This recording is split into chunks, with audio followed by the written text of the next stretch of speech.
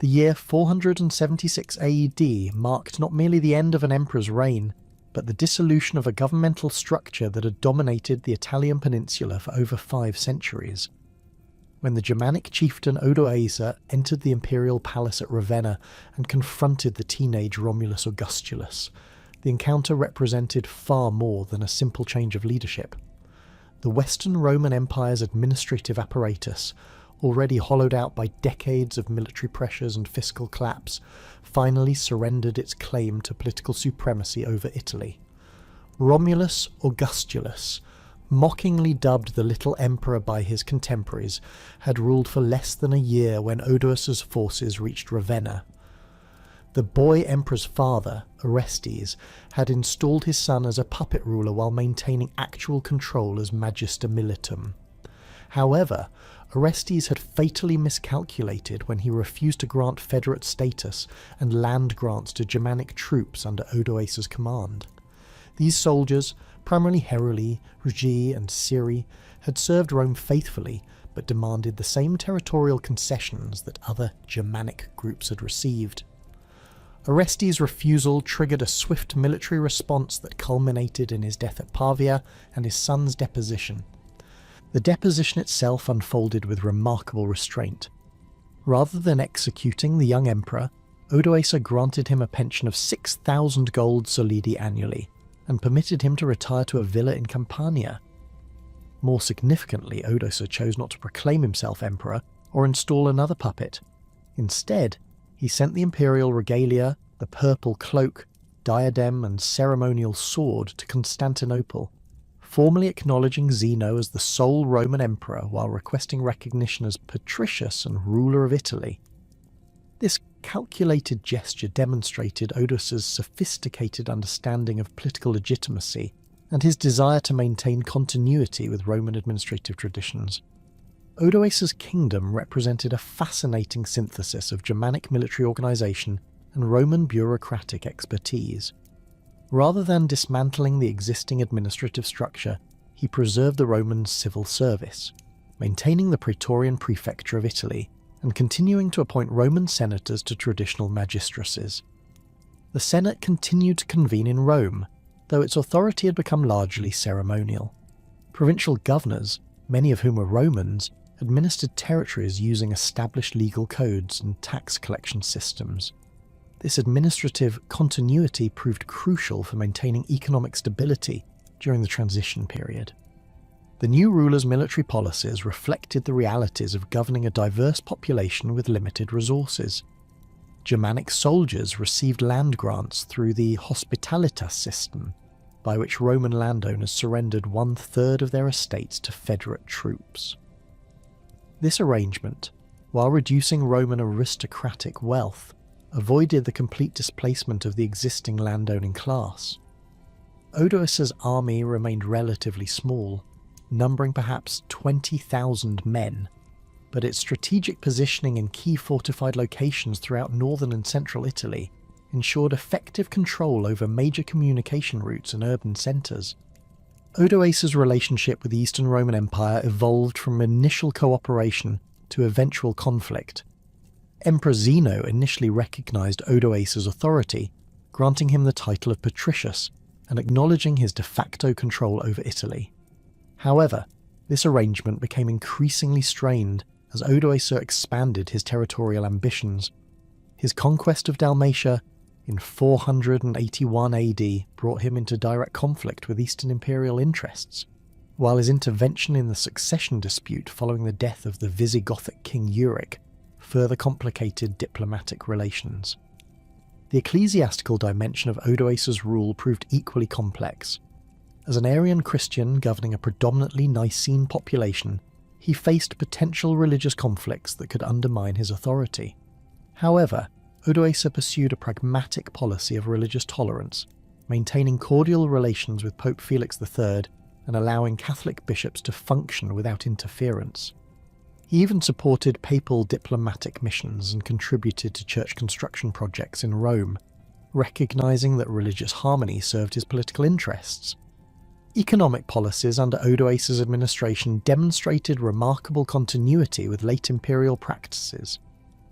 the existing tax system remained largely intact, with Roman collectors continuing to gather revenues through traditional methods. Archaeological evidence suggests that trade networks, particularly those connecting Italy with Africa and the Eastern Mediterranean, continued to function during this period. The maintenance of Roman coinage standards and the continued operation of imperial mints at Rome, Milan and Ravenna indicate that Odoacer understood the importance of monetary stability for commercial activity. The emergence of Theodoric the Great's Ostrogothic kingdom fundamentally altered the political landscape of late 5th century Italy.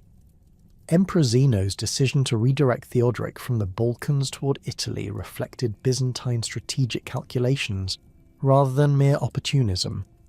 Theodoric commanded a substantial force of approximately 100,000 Ostrogoths, including women, children, and elderly dependents, making his people a mobile nation seeking permanent settlement. Zeno's commission granted Theodoric authority to recover Italy for the empire, while simultaneously removing a potential threat from Constantinople's immediate vicinity. The military campaign that brought Theodoric to power unfolded over 4 years of intermittent warfare. The initial engagement at the Isonzo River in August 489 AD demonstrated the tactical superiority of Theodoric's heavily armed Gothic cavalry over Odoacer's more diverse forces. However, Odoacer's strategic withdrawal to fortified positions prolonged the conflict considerably. The siege of Milan lasted 8 months, during which both armies suffered from supply shortages and disease. Theodoric's victory at Verona in September 490 AD proved decisive, forcing Odoacer to retreat to his capital at Ravenna. The siege of Ravenna, lasting from 490 to 493 AD, became one of the most protracted military operations of the late imperial period. Ravenna's position amid marshlands and lagoons made direct assault impossible, while its connection to the Adriatic Sea through the port of Classis ensured continued access to supplies and reinforcements. Theodoric's forces constructed elaborate siege works, including a fortified camp at Pineta and naval blockades designed to isolate the city. The eventual resolution came through negotiation rather than military conquest, with both leaders agreeing to share power in a joint kingdom. The assassination of Odoacer at a banquet in Ravenna on March 15, 493 AD, eliminated the last obstacle to Theodoric's complete authority over Italy. Contemporary sources suggest that Theodoric personally struck the fatal blow, reportedly declaring that Odoacer had no bones in his body, as his sword cut through his rival's torso. This brutal conclusion to their power-sharing arrangement demonstrated that Theodoric had never intended to honour the negotiated settlement, viewing it merely as a tactical expedient to gain access to Ravenna's defences. Theodoric's administrative system represented the most sophisticated attempt to blend Germanic and Roman governmental traditions in post-imperial Europe.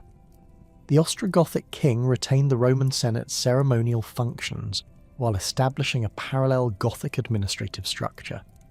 Roman law continued to govern civilian populations, while Goths remained subject to their traditional legal customs.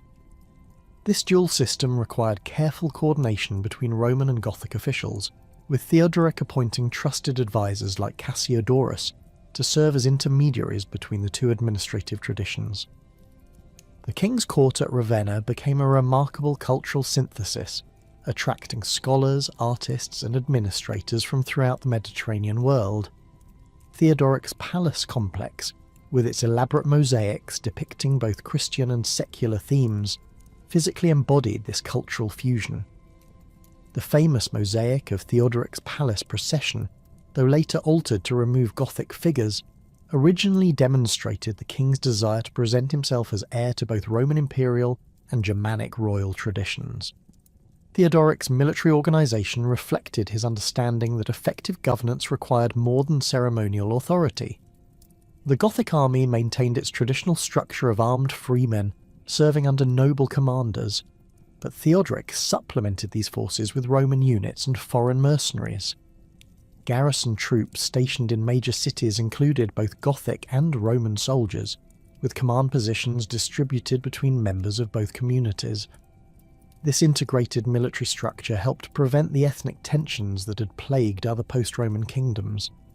The economic policies implemented during Theodoric's reign demonstrated sophisticated understanding of fiscal administration and commercial regulation.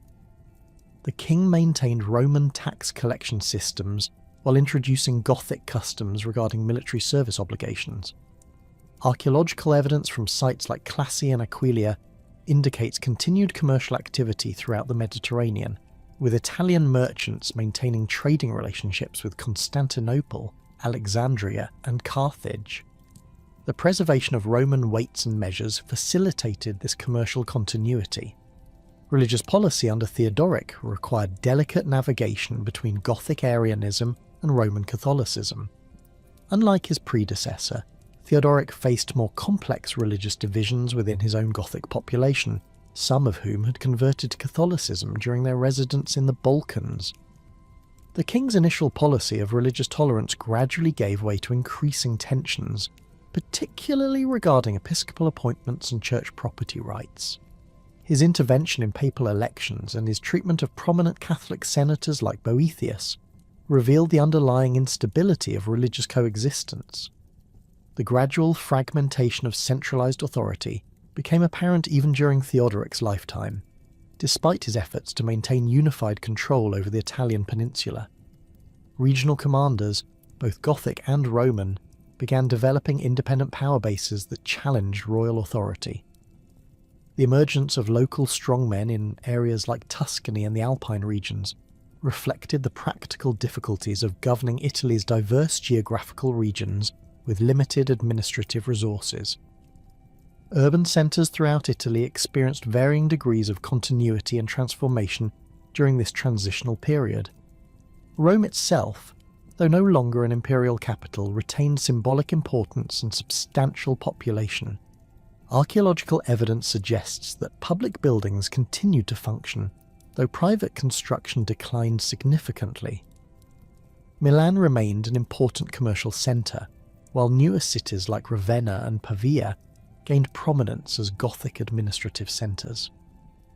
The relationship between urban populations and their new Germanic rulers varied considerably, with some cities maintaining greater autonomy than others. The emergence of local power structures that would characterise medieval Italian politics became increasingly evident as centralised authority weakened. Bishops began assuming greater temporal responsibilities, particularly in cities where Gothic garrisons were small or absent. Wealthy landowners consolidated their holdings and developed private military forces for protection against bandits and political rivals. These developments, while initially responses to immediate security concerns, established patterns of localised authority that would persist throughout the medieval period. The death of Theodoric the Great in 526 AD exposed the fundamental weaknesses that had been accumulating beneath the surface of Ostrogothic rule in Italy. His successor, the 10-year-old Athalaric, ruled under the regency of his mother Amalasuntha, whose attempt to provide her son with a Roman education sparked fierce opposition from Gothic nobles who viewed such cultural assimilation as a betrayal of their martial traditions. The Regency period witnessed increasing factional disputes between Goths who favoured continued accommodation with Roman institutions and those who demanded a return to purely Germanic governance. These internal divisions created the political instability that Emperor Justinian I would exploit to justify his ambitious reconquest of the Western territories. Justinian's decision to launch a full-scale invasion of Italy emerged from a complex combination of ideological conviction, strategic opportunity, and personal ambition. The emperor genuinely believed in the restoration of Roman territorial integrity, viewing the Germanic kingdoms as temporary aberrations that had illegitimately occupied imperial provinces. His legal codification projects, particularly the Corpus Juris Civilis, reflected this vision of renewed universal Roman law extending throughout the Mediterranean basin. The successful reconquest of Vandal Africa under Belisarius between 533 534 AD had demonstrated that determined military action could restore imperial control over lost territories, providing both practical experience and psychological momentum for the Italian campaign. The murder of Amalasuntha in 535 AD by her cousin Theodahad, who had usurped power after Athalaric's death, provided Justinian with the diplomatic pretext he required. Amalasuntha had maintained cordial relations with Constantinople and had even contemplated transferring sovereignty over Italy to the Eastern Empire before her assassination. Theodahad's violent seizure of power violated the diplomatic agreements that had regulated Gothic-Byzantine relations since Theodoric's reign, allowing Justinian to present his invasion as a legitimate response to Gothic aggression rather than unprovoked imperial expansion. Belisarius landed in Sicily with approximately 15,000 troops in the summer of 535 AD, initiating what would become a devastating 20-year conflict that would fundamentally transform the Italian peninsula. The initial campaign unfolded with remarkable speed, as Gothic garrisons in Sicily offered minimal resistance to the experienced veterans who had recently conquered Vandal Africa. The capture of Syracuse and Palermo demonstrated the effectiveness of combined land and naval operations, with Byzantine ships providing crucial logistical support and preventing Gothic reinforcements from reaching the island. Within months, Belisarius had secured Sicily as a staging ground for the assault on mainland Italy. The Gothic response to the Byzantine invasion revealed the internal weaknesses that had been developing within Theodoric's kingdom. Theodahad proved incapable of organising effective military resistance, spending crucial months in futile diplomatic negotiations, while Byzantine forces consolidated their positions. Gothic nobles, recognising their king's incompetence, murdered Theodahad in 536 AD and elected Witiges as his replacement. However, this leadership change occurred too late to prevent Belisarius from establishing secure footholds in southern Italy and beginning his advance towards Rome. The Siege of Rome in 538 AD became the first major test of Byzantine determination and Gothic resilience. Witiges assembled a massive army estimated at 150,000 warriors, including contingents from Gothic settlements throughout Italy and allied Germanic tribes from beyond the Alps. The Gothic king's strategy focused on isolating Rome from Byzantine supply lines, while using his numerical superiority to overwhelm the city's defences through sustained assault. However, Belisarius had spent months strengthening Rome's fortifications, repairing damage to the Aurelian walls and establishing defensive positions at crucial gates and bridges. The Gothic assault on Rome demonstrated both the tactical evolution of siege warfare and the continued importance of traditional Roman defensive architecture. Witiges constructed elaborate siege engines, including massive towers and battering rams, while his archers maintained continuous pressure on the city's defenders. The famous attack on the Salarian Gate involved coordinated assaults by multiple Gothic columns, with warriors advancing under protective shields while engineers attempted to undermine the wall's foundations. Belisarius personally directed the defence, utilising his superior cavalry to conduct devastating sorties against Gothic siege works and supply convoys. The psychological impact of the siege extended far beyond its immediate military consequences. For Romans throughout Italy, the spectacle of barbarian armies besieging the Eternal City evoked memories of earlier Germanic invasions and raised fundamental questions about the restoration of imperial authority.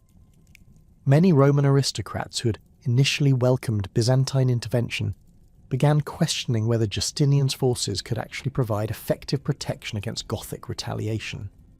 The prolonged nature of the siege, lasting over a year, demonstrated that neither side possessed the overwhelming military advantage necessary for decisive victory.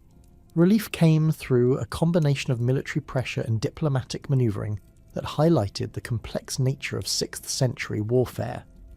Byzantine naval forces operating from bases in southern Italy gradually severed Gothic supply lines, while Belisarius's cavalry raids disrupted agricultural production in the surrounding countryside. Simultaneously, Justinian's diplomats negotiated with Frankish kings to threaten Gothic territories north of the Alps, forcing Witigis to divide his attention between multiple fronts. The Gothic king's decision to abandon the siege in March 538 AD resulted from these accumulated pressures rather than any single decisive engagement. The subsequent phase of the Gothic Wars witnessed a fundamental shift in tactical approaches as both sides adapted to the realities of prolonged conflict. Witigis concentrated his remaining forces in heavily fortified positions, particularly the capital at Ravenna, and strategic strongholds like Oximus and Faesulae. This defensive strategy aimed to exhaust Byzantine resources while maintaining Gothic control over key administrative centres and agricultural regions. Belisarius responded by implementing a systematic campaign of siege warfare, methodically reducing Gothic strongholds while avoiding costly direct confrontations with concentrated enemy forces. The siege of Oximus in 539 AD exemplified the brutal nature of this attritional warfare. The fortress, positioned on a nearly impregnable rocky outcrop, had been strengthened with additional walls and provisioned for extended resistance. Belisarius surrounded the position with elaborate siege works, including contravallationary walls designed to prevent Gothic relief attempts. The siege lasted 18 months, during which both sides suffered enormous casualties from combat, disease and starvation. Archaeological excavations have revealed evidence of the siege's intensity, including arrowheads, catapult stones, and human remains bearing marks of violent death. The capture of Ravenna in 540 AD marked the apparent conclusion of the first phase of Byzantine reconquest, though the victory proved more complicated than initially anticipated. Witigis, isolated in his capital and facing internal opposition from Gothic nobles who blamed him for military disasters, entered into surrender negotiations with Belisarius. However, the terms of capitulation became controversial when Gothic envoys suggested that Belisarius might proclaim himself Western Emperor rather than simply serving as Justinian's representative. While Belisarius ultimately rejected this proposal and transported Witigis to Constantinople as a prisoner, the incident revealed the persistent appeal of independent imperial authority in Italy. The temporary Byzantine triumph proved ephemeral as new Gothic leadership emerged to continue resistance against imperial restoration. Ildibad, elected king by Gothic nobles in 541 AD, initiated a guerrilla campaign that exploited the mountainous terrain of northern Italy and the limited size of Byzantine occupation forces. His assassination after less than a year in power led to the election of Eraric, whose attempts to negotiate surrender with Constantinople resulted in his own murder by Gothic hardliners. This cycle of violence demonstrated the fundamental divisions within Gothic society regarding accommodation with Byzantine rule. The emergence of Totila as Gothic king in 541 AD transformed the character of the Italian resistance and initiated the most destructive phase of the entire conflict. Unlike his predecessors, Totila combined exceptional military talent with sophisticated political strategy, appealing directly to Italian populations who had become disillusioned with Byzantine administration. His early victories at Faenza and Mugello demonstrated tactical innovations that neutralized Byzantine advantages in cavalry and siege warfare. Totila's forces employed hit-and-run tactics, avoiding direct confrontation while systematically destroying Byzantine supply lines and isolated garrisons. Totila's social policies proved equally revolutionary, challenging traditional hierarchical relationships that had persisted since the Roman period. The Gothic king redistributed confiscated estates to his followers while simultaneously appealing to Italian peasants and slaves with promises of improved conditions under Gothic rule. His decision to reduce taxes and eliminate certain forms of compulsory labour won significant support among rural populations who had suffered under both Gothic and Byzantine extraction. These policies created a genuine popular base for continued resistance that previous Gothic kings had failed to achieve. The recapture of Rome by Totila in 546 AD represented the nadir of Byzantine fortunes in Italy and demonstrated the inadequacy of Justinian's military commitment to Italian reconquest. The Gothic king's forces infiltrated the city through poorly defended sections of the Aurelian walls, overwhelming the small Byzantine garrison and forcing the evacuation of most civilian inhabitants. Totila's treatment of Rome reflected his complex relationship with Roman traditions, as he simultaneously respected the city's symbolic importance while threatening to destroy its physical infrastructure to prevent future Byzantine occupation. Justinian's response to these military disasters revealed both his determination to maintain the reconquest and his recognition that previous strategies had proven insufficient. The emperor dispatched substantial reinforcements under the command of his nephew Germanus, while simultaneously initiating diplomatic contacts with Frankish kingdoms to open additional fronts against Gothic resistance. However, Germanus's death from illness in 550 AD before reaching Italy forced Justinian to rely once again on Belisarius, who had spent the intervening years campaigning against Persian forces in the east. Belisarius's second Italian campaign, beginning in 544 AD, unfolded under dramatically different circumstances than his initial conquest. The general commanded significantly smaller forces and faced a Gothic kingdom that had adapted effectively to Byzantine tactical methods. His recapture of Rome in 547 AD proved temporary, as insufficient garrison forces and inadequate fortifications allowed Totila to retake the city within months. This cycle of capture and recapture demonstrated the fundamental problem facing Byzantine strategy. Territorial conquest required sustained occupation by substantial military forces that Justinian was unwilling or unable to provide. The appointment of Narses as supreme commander of Italian operations in 551 AD marked Justinian's final attempt to achieve decisive victory through overwhelming military force. Narses, the elderly eunuch who had previously served as palace chamberlain, possessed extensive administrative experience and commanded the largest Byzantine army yet assembled for Italian operations. His forces included not only traditional Roman units, but also substantial contingents of Lombard and Gepid federates, whose familiarity with Germanic tactical methods proved crucial in confronting Gothic resistance. The Battle of Taginae in 552 AD finally broke the back of Gothic resistance through a combination of tactical innovation and numerical superiority. Narses positioned his forces in a defensive formation that channeled Gothic cavalry charges into prepared killing zones, while his Lombard allies conducted flanking maneuvers that disrupted enemy formations. Totila's death during the battle eliminated the most capable Gothic leader and demoralised resistance forces throughout central Italy. The subsequent Battle of Mons Lactarius in 553 AD completed the destruction of organised Gothic resistance, though isolated strongholds continued to hold out for several additional years. The pragmatic sanction issued by Justinian in 554 AD established the legal framework for restored imperial administration in Italy, though the document's provisions reveal the enormous challenges facing Byzantine governance. The emperor promised to restore confiscated properties to their original owners, while simultaneously honouring land grants made by Gothic kings to their followers. This contradictory commitment proved impossible to implement effectively, creating legal disputes that persisted throughout the Byzantine period. The sanctions provisions regarding taxation and military service obligations reflected Justinian's recognition that Italy's devastated condition required modified administrative approaches.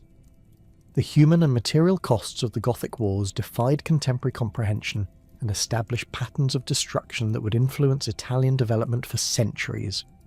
Procopius estimated that the conflict had reduced Italy's population by more than half, though modern historians consider this figure exaggerated.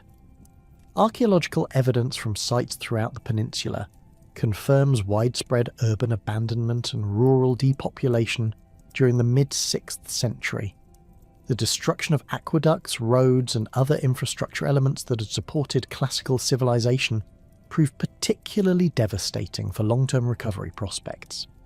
The establishment of the Exarchate of Ravenna in 584 AD represented Justinian's successor Maurice's attempt to create a more effective administrative structure for governing Italy's reduced Byzantine territories.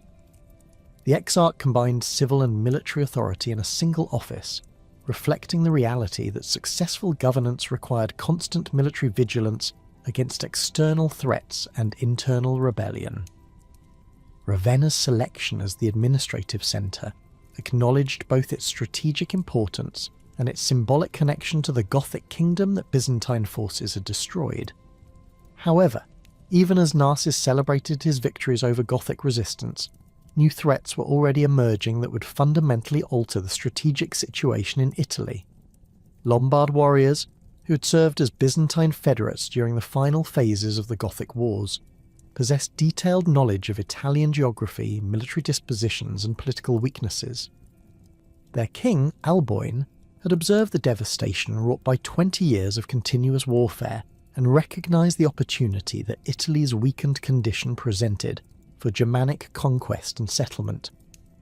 The Lombard invasion of 568 AD began not as a coordinated military campaign, but as a massive population movement that included warriors, families, and entire tribal communities seeking permanent settlement in the fertile plains of northern Italy.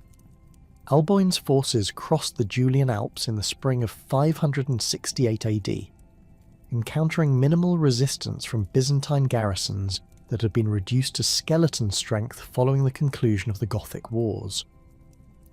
The rapid capture of Forum Julii provided the Lombards with a secure base for subsequent operations and demonstrated the inadequacy of existing defensive arrangements. The Lombard kingdom's territorial expansion under Desiderius had reached a critical juncture by the 770 SAD, with Lombard forces pressing dangerously close to Rome itself and threatening to complete the conquest of central Italy that had eluded their predecessors for 2 centuries. Pope Hadrian I, confronted with the imminent collapse of the remaining Byzantine territories that served as a buffer between Lombard domains and papal patrimony, dispatched urgent appeals across the Alps to the Frankish court.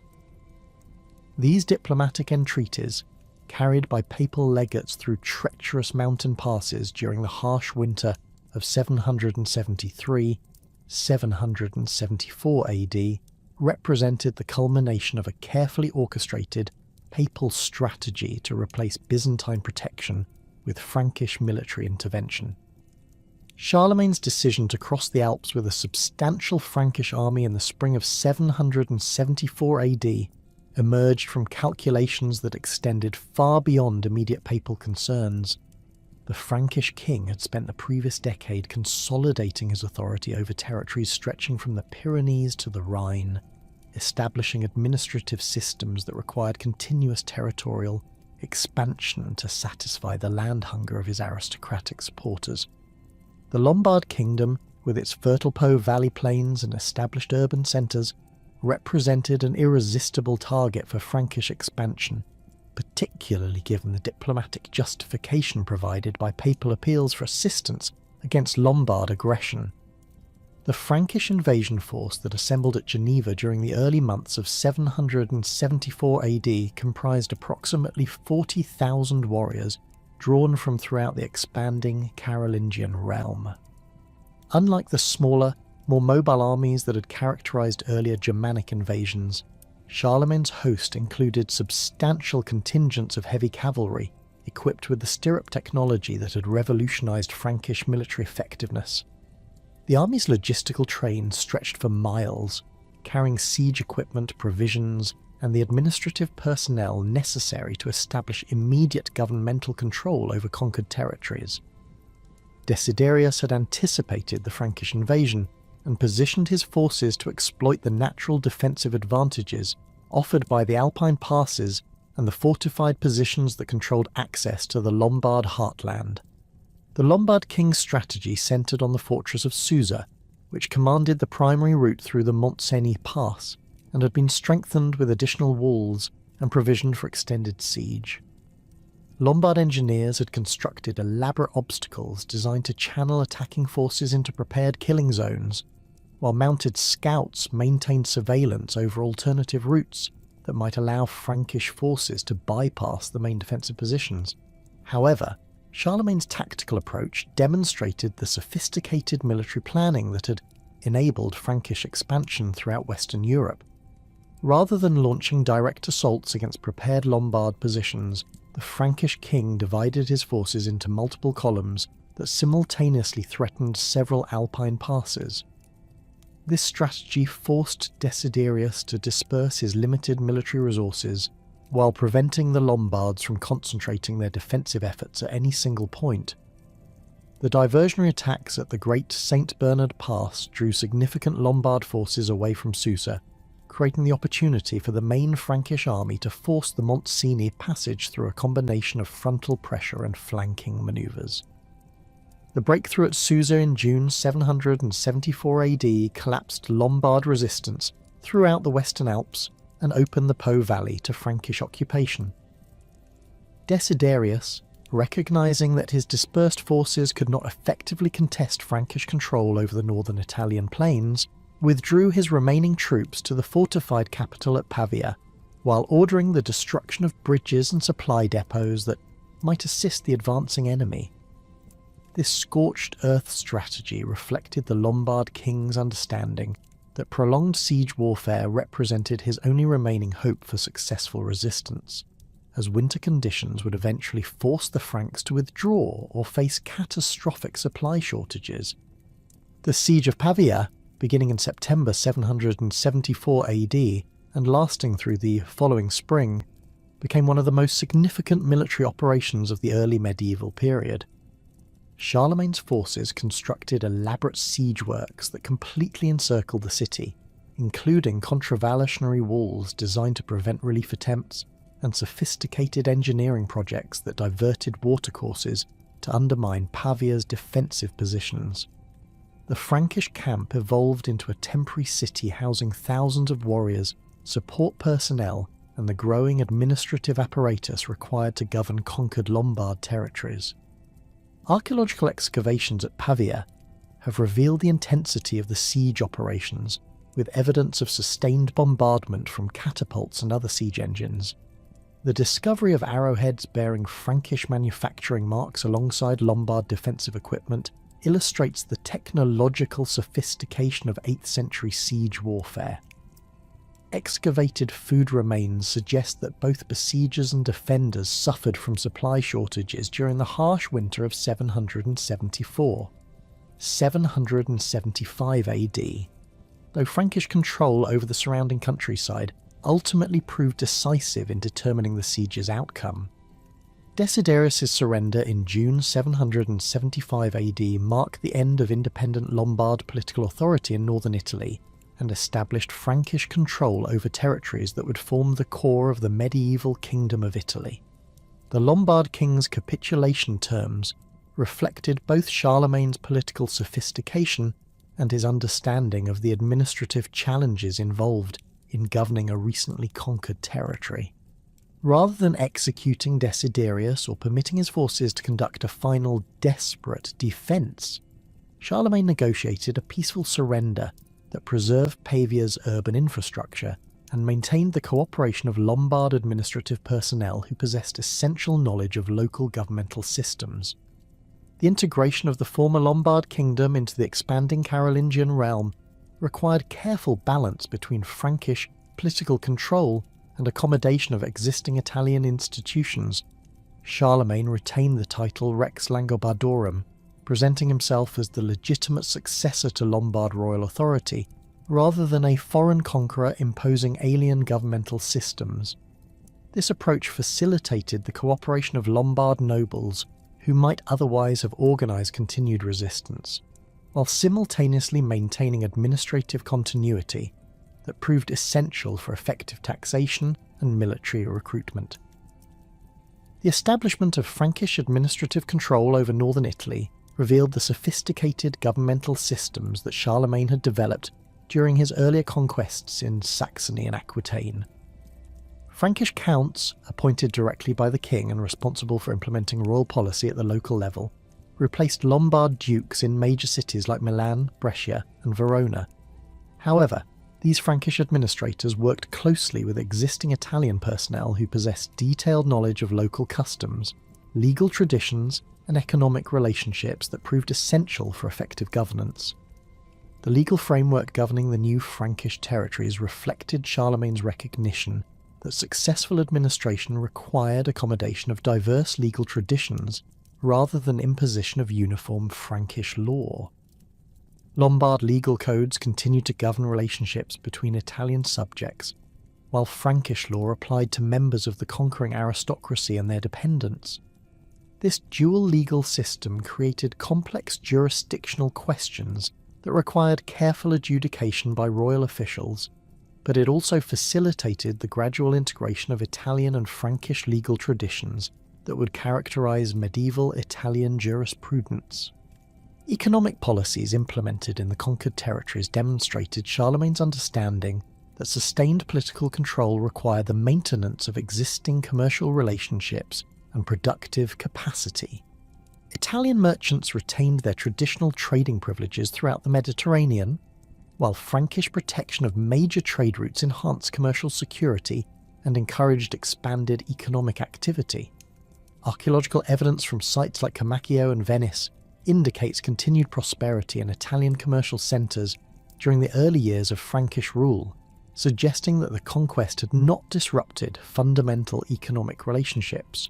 The military organisation of Frankish Italy reflected both the strategic requirements of governing a recently conquered territory and the broader military reforms that Charlemagne was implementing throughout his expanding realm. Lombard warriors who submitted to Frankish authority retained their traditional military obligations, but served under Frankish commanders who ensured loyalty to Carolingian interests. Strategic fortifications at key locations like the Brenner Pass and the approaches to major cities housed mixed garrisons of Frankish and Italian troops, creating integrated military units that could respond effectively to both external threats and internal rebellion. Religious policies in conquered Italy required particularly delicate handling, given the complex relationships between Lombard Arianism, Catholic Orthodoxy, and papal authority that had characterized the previous century of Italian political development. Charlemagne's strong support for Catholic Christianity and his alliance with the papacy provided important legitimacy for Frankish rule among Italian populations, who had often viewed Lombard kings with suspicion due to their religious policies. The king's generous donations to Roman churches and his public demonstrations of religious devotion helped establish his credentials as a legitimate Christian ruler rather than merely a successful military conqueror. The coronation of Charlemagne as emperor by Pope Leo III on Christmas Day 800 AD represented the culmination of political developments that had been building since the initial Frankish intervention in Italian affairs. The ceremony itself, conducted in the Basilica of St. Peter before an assembly that included Frankish nobles, Roman clergy and Italian aristocrats, symbolically restored the imperial title in Western Europe while establishing a new relationship between secular and ecclesiastical authority. Contemporary accounts describe the elaborate ritual elements that emphasised both the religious significance of imperial coronation and the political alliance between Frankish military power and papal spiritual authority. The imperial coronation's immediate political consequences extended far beyond its ceremonial significance, fundamentally altering the balance of power throughout the Mediterranean world. The Byzantine Empire, which had maintained theoretical claims to imperial authority over all former Roman territories, found itself confronted with a rival imperial title that possessed both military credibility and ecclesiastical legitimacy.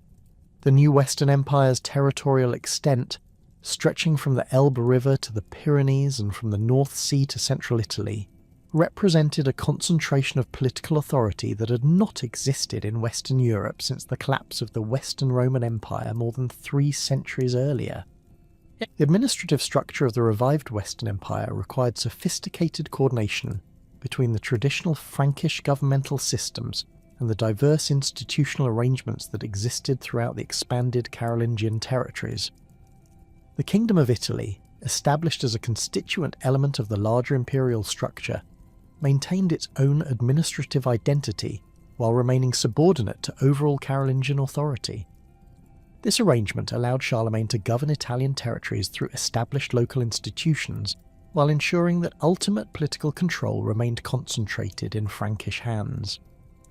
The appointment of Charlemagne's son Pepin as King of Italy in 781 AD represented an attempt to provide more direct royal attention to Italian affairs while maintaining the unity of the broader Carolingian realm. The young king established his court at Pavia, the former Lombard capital, and worked to integrate Italian aristocratic families into the expanding Carolingian governmental system. Pepin's marriage alliances with prominent Italian noble families created kinship networks that helped consolidate Frankish authority while providing Italian elites with access to the patronage opportunities that membership in the Carolingian aristocracy provided. However, the death of Pepin in 810 AD created succession problems that would ultimately contribute to the fragmentation of Carolingian authority in Italy. Charlemagne's decision to transfer the Italian kingdom to his grandson Bernard reflected the emperor's commitment to maintaining unified family control over the diverse territories that comprise the Carolingian Empire. Bernard's youth and inexperience, however, made him dependent on advisors whose loyalty to broader Carolingian interests proved questionable as political pressures mounted following Charlemagne's death in 814 AD. The reign of Louis the Pious as emperor revealed the fundamental structural weaknesses that had been developing within the Carolingian governmental system, despite its impressive territorial extent and administrative sophistication. Louis's attempts to regularize succession arrangements through the Ordinatio Imperii of 817 AD created conflicts with his sons who demanded greater autonomy over their designated kingdoms. The civil wars that erupted during the 830s and 840s AD demonstrated that the Carolingian Empire's unity depended heavily on the personal authority of individual rulers rather than institutional mechanisms that could survive political transitions. The rebellion of Bernard of Italy in 817 AD illustrated the specific challenges facing Carolingian authority in territories that retained strong regional identities and institutional traditions. Bernard's attempt to maintain independent royal authority over Italy attracted support from Italian nobles who viewed the young king as a more legitimate representative of their interests than distant Carolingian emperors. The brutal suppression of this rebellion, including Bernard's execution and the punishment of his supporters, created lasting resentment among Italian aristocratic families who had previously cooperated with Frankish rule. The Treaty of Verdun in 843 AD formally acknowledged the political fragmentation that had been developing within the Carolingian Empire since Louis the Pious's death. The division of imperial territories between Louis's surviving sons created separate kingdoms that maintained nominal recognition of imperial unity while pursuing increasingly independent policies. Italy's assignment to Lothair as part of the Middle Kingdom reflected both the territory's strategic importance and the complex geographical challenges involved in governing territories that stretched from the North Sea to the Mediterranean. The death of Charles the Fat in 888 AD shattered the last vestiges of unified Carolingian authority over Italy, and ushered in a period of unprecedented political fragmentation that would define the peninsula's character for the next century. Unlike the relatively orderly succession disputes that had characterized earlier Carolingian transitions, Charles's demise created a complete power vacuum in which no single claimant possessed sufficient military strength or political legitimacy to establish undisputed control over the Italian kingdom. The deposition of the emperor by his own nobles in 887 AD had already demonstrated the hollowness of Carolingian authority, but his death removed even the pretense of imperial unity that had provided a framework for political organisation throughout the 9th century. The immediate aftermath of Charles's death witnessed the emergence of multiple competing claimants to the Italian crown, each representing different power bases and political strategies.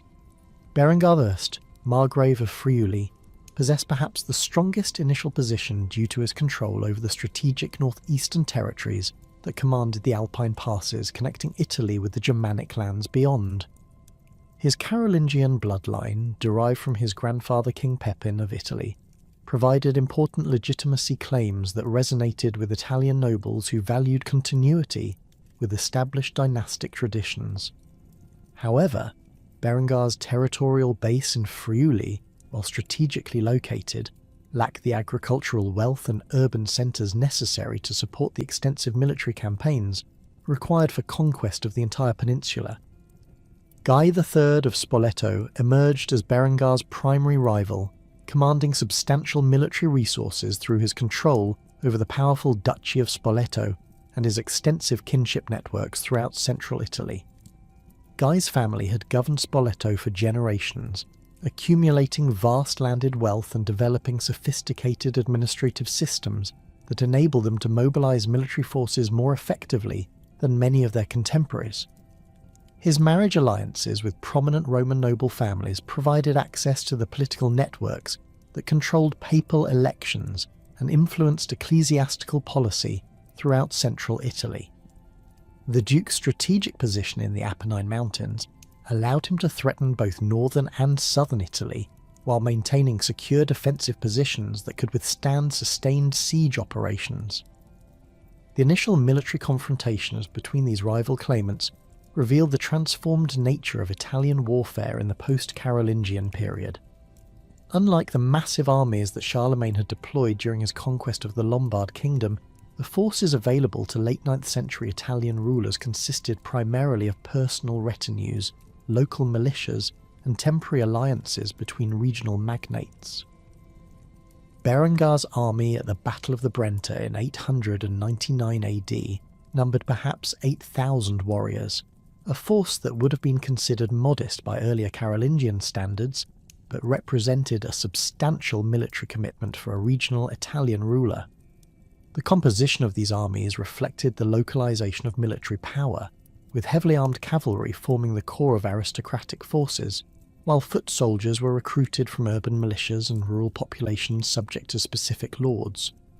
The tactical methods employed during these conflicts demonstrated both continuity with Carolingian military traditions and adaptation to the realities of localized warfare. Heavy cavalry remained the dominant battlefield force, with armoured horsemen wielding lances and swords in coordinated charges designed to break enemy formations through shock impact. However, the limited size of available forces required greater tactical flexibility than had characterized earlier large-scale military operations.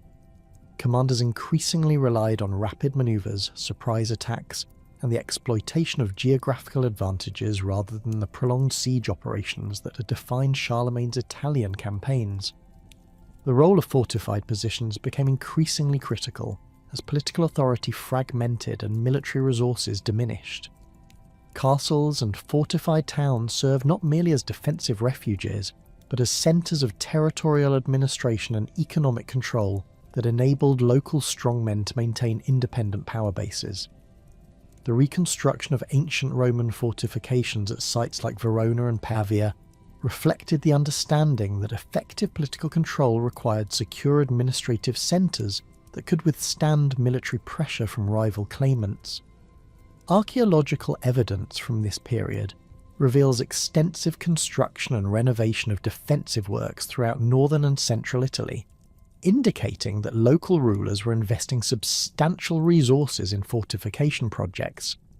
Guy of Spoleto's coronation as King of Italy in 889 AD represented a significant victory for central Italian political networks over their northern counterparts, though his authority remained contested and geographically limited.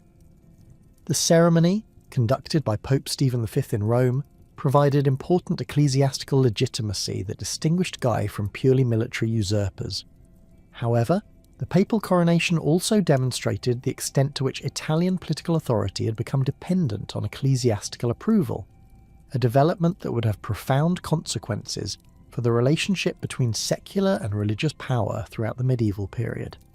Guy's royal title carried limited practical authority beyond the territories he could control through direct military force, revealing the gap between theoretical sovereignty and actual political power that characterized this period. The emergence of Hugh of Provence as a major claimant to Italian authority during the 920 SAD illustrated the continued attractiveness of the Italian kingdom to ambitious rulers from beyond the Alps. Hugh's territorial base in Provence provided access to Mediterranean trade networks and substantial agricultural resources that enabled him to finance military campaigns in Italy while maintaining secure lines of communication with potential allies in France and Burgundy. His initial interventions in Italian politics occurred at the invitation of Italian nobles who sought external military assistance in their conflicts with local rivals, demonstrating the persistent appeal of foreign intervention as a solution to domestic political disputes. Hugh's marriage to Marozia, the powerful Roman noblewoman who effectively controlled papal elections during the early 10th century, represented a sophisticated attempt to combine military conquest with political alliance. Marozia's family, the Theophlacta, had accumulated enormous influence over ecclesiastical appointments and Roman urban politics, making her cooperation essential for any ruler seeking to establish legitimate authority over central Italy. The marriage alliance provided Hugh with access to Roman political networks, while offering Marozia's family the military protection necessary to maintain their dominant position against rival noble factions. The reign of Hugh of Provence as King of Italy from 926 to 947 AD demonstrated both the possibilities and limitations of royal authority during this period of political fragmentation. Hugh succeeded in establishing more extensive territorial control than his immediate predecessors, governing directly over substantial portions of northern and central Italy through a combination of military force and political accommodation with local power holders. His court at Pavia attracted scholars, administrators, and ecclesiastical officials who provided the expertise necessary for effective governmental operations, suggesting that royal institutions retained considerable vitality despite the broader context of political instability. However, Hugh's authority remained constantly challenged by regional magnates who possessed independent military resources and territorial bases that enabled them to resist royal demands. The Margraves of Tuscany, controlling the wealthy territories between the Arno and Tiber rivers, maintained virtual independence throughout Hugh's reign despite nominal acknowledgement of his royal authority. Their control over major trade routes connecting northern Italy with Rome and the Mediterranean provided substantial revenues that supported private armies capable of resisting royal military pressure. The Margravial court at Lucca functioned as an alternative centre of political authority that attracted nobles and ecclesiastical officials who sought to avoid dependence on royal patronage. The Dukes of Spoleto similarly maintained autonomous authority over their traditional territories, despite the broader political changes occurring throughout Italy. The mountainous terrain of the central Apennines provided natural defensive advantages that made sustained military campaigns against Spoleto extremely difficult and expensive. The duchy's strategic position, controlling major routes between northern and southern Italy, enabled its rulers to extract substantial revenues from commercial traffic while maintaining the military forces necessary to defend their independence. Archaeological evidence from Spoleto during this period reveals continued urban prosperity and extensive construction projects that suggest the duchy's rulers possessed substantial financial resources despite their conflicts with various royal claimants. The increasing influence of the Roman nobility in papal elections represented one of the most significant developments of this period, fundamentally altering the relationship between ecclesiastical and secular authority throughout Italy. Families like the Theophlacti and the Crescentii accumulated sufficient military and economic power to effectively control the selection of popes, transforming the papacy from an independent spiritual authority into an instrument of Roman aristocratic politics. The election of family members and political allies to the papal throne enabled these noble factions to direct ecclesiastical resources toward their secular political objectives while using papal authority to legitimize their territorial ambitions. The moral consequences of this political control over papal elections proved devastating for ecclesiastical prestige throughout Western Europe. The reign of Pope John XIV, elected through the influence of his grandmother Marozia, exemplified the corruption that resulted from treating ecclesiastical offices as instruments of secular political advancement. Contemporary chroniclers described papal courts that resembled aristocratic households more than centres of spiritual authority, with ecclesiastical revenues supporting military campaigns and political alliances rather than religious activities. The transformation of the Lateran Palace into what critics described as a brothel reflected the complete subordination of spiritual concerns to secular political calculations. This decline in papal moral authority had profound implications for the broader political development of Italy during the 10th century. The papacy's traditional role as an independent mediator between competing secular authorities became impossible to maintain when popes themselves were perceived as representatives of particular noble factions.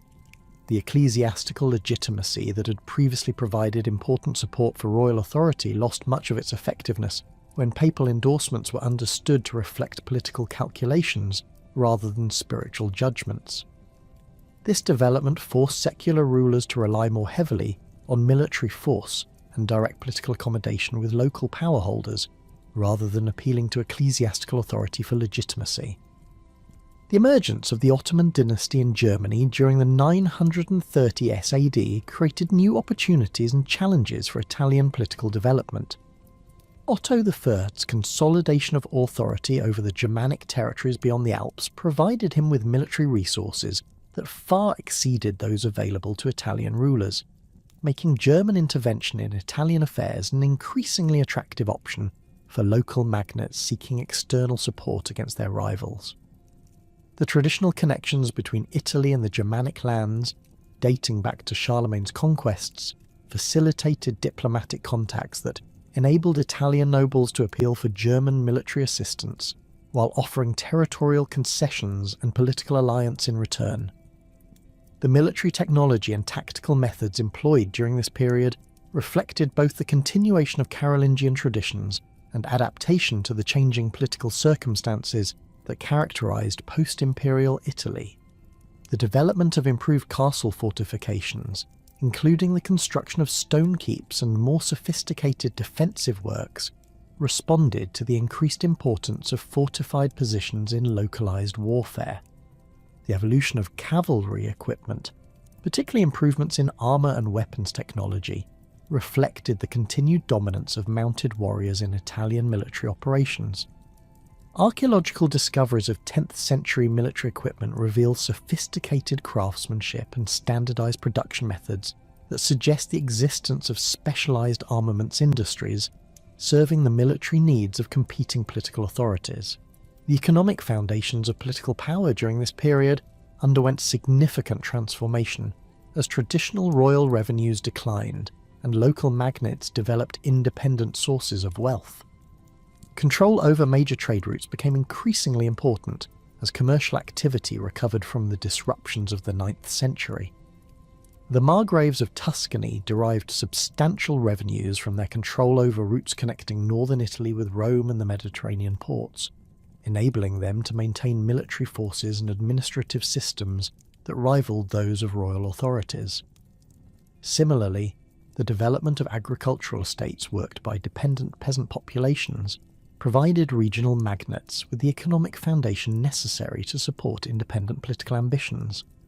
Urban centres throughout Italy experienced varying degrees of autonomy and political development during this period of weakened royal authority. Cities like Milan, Venice and Genoa began developing independent governmental institutions that enabled them to pursue their own political and economic interests without direct royal supervision. The emergence of merchant guilds and urban militias reflected the growing political consciousness of commercial populations who possessed the economic resources necessary to support independent political action. These urban developments would prove crucial for the later emergence of the Italian city-state system, though during the 10th century they remained subordinate to the broader context of aristocratic political competition. The fragmentation of political authority throughout Italy during this period created opportunities for external intervention that would ultimately reshape the peninsula's political development. The weakness of Italian royal authority and the constant conflicts between regional magnates made foreign military intervention an attractive option for ambitious rulers seeking to expand their territorial control. The invitation extended to Otto I by Italian nobles seeking German military assistance against their local rivals represented a continuation of the pattern of foreign intervention that had characterized Italian politics since the Carolingian conquest, though the specific circumstances and consequences would prove significantly different from earlier examples of external involvement in Italian affairs. The diplomatic mission that departed from Rome in the autumn of 961 AD represented far more than a routine papal appeal for military assistance against regional threats. Pope John XIV's envoys, travelling through the treacherous Alpine passes as winter approached, carried with them the imperial crown that had remained dormant since the fragmentation of Carolingian authority nearly a century earlier. Their destination was the Saxon court of Otto I, whose recent victories over the Magyars at Lechfeld and consolidation of authority over the German duchies had established him as the most formidable military power north of the Alps. The papal invitation to intervene in Italian affairs offered Otto the opportunity to claim the imperial title that would transform his regional German kingdom into a universal Christian empire spanning Central Europe. Otto's decision to accept the papal invitation emerged from strategic calculations that extended far beyond immediate military considerations. The Saxon king had spent 2 decades constructing a governmental system that required continuous expansion to satisfy the territorial ambitions of his aristocratic supporters, while providing the resources necessary to maintain his expensive military establishment. The German duchies, despite their formal submission to Ottonian authority, retained substantial autonomous power that could threaten royal control if not channeled toward external conquest rather than internal rebellion. The Italian kingdom, with its wealthy urban centres and established administrative traditions, represented an irresistible target for Saxon expansion, particularly given the diplomatic legitimacy provided by papal appeals for assistance against local tyrants. The military force that assembled at Augsburg during the winter of 961-962 AD demonstrated the sophisticated organisational capabilities that had enabled Ottonian expansion throughout Central Europe. Otto's army comprised approximately 25,000 warriors drawn from throughout the German realm, including heavily armed Saxon cavalry, Swabian infantry contingents, and Bavarian mountain specialists experienced in Alpine warfare.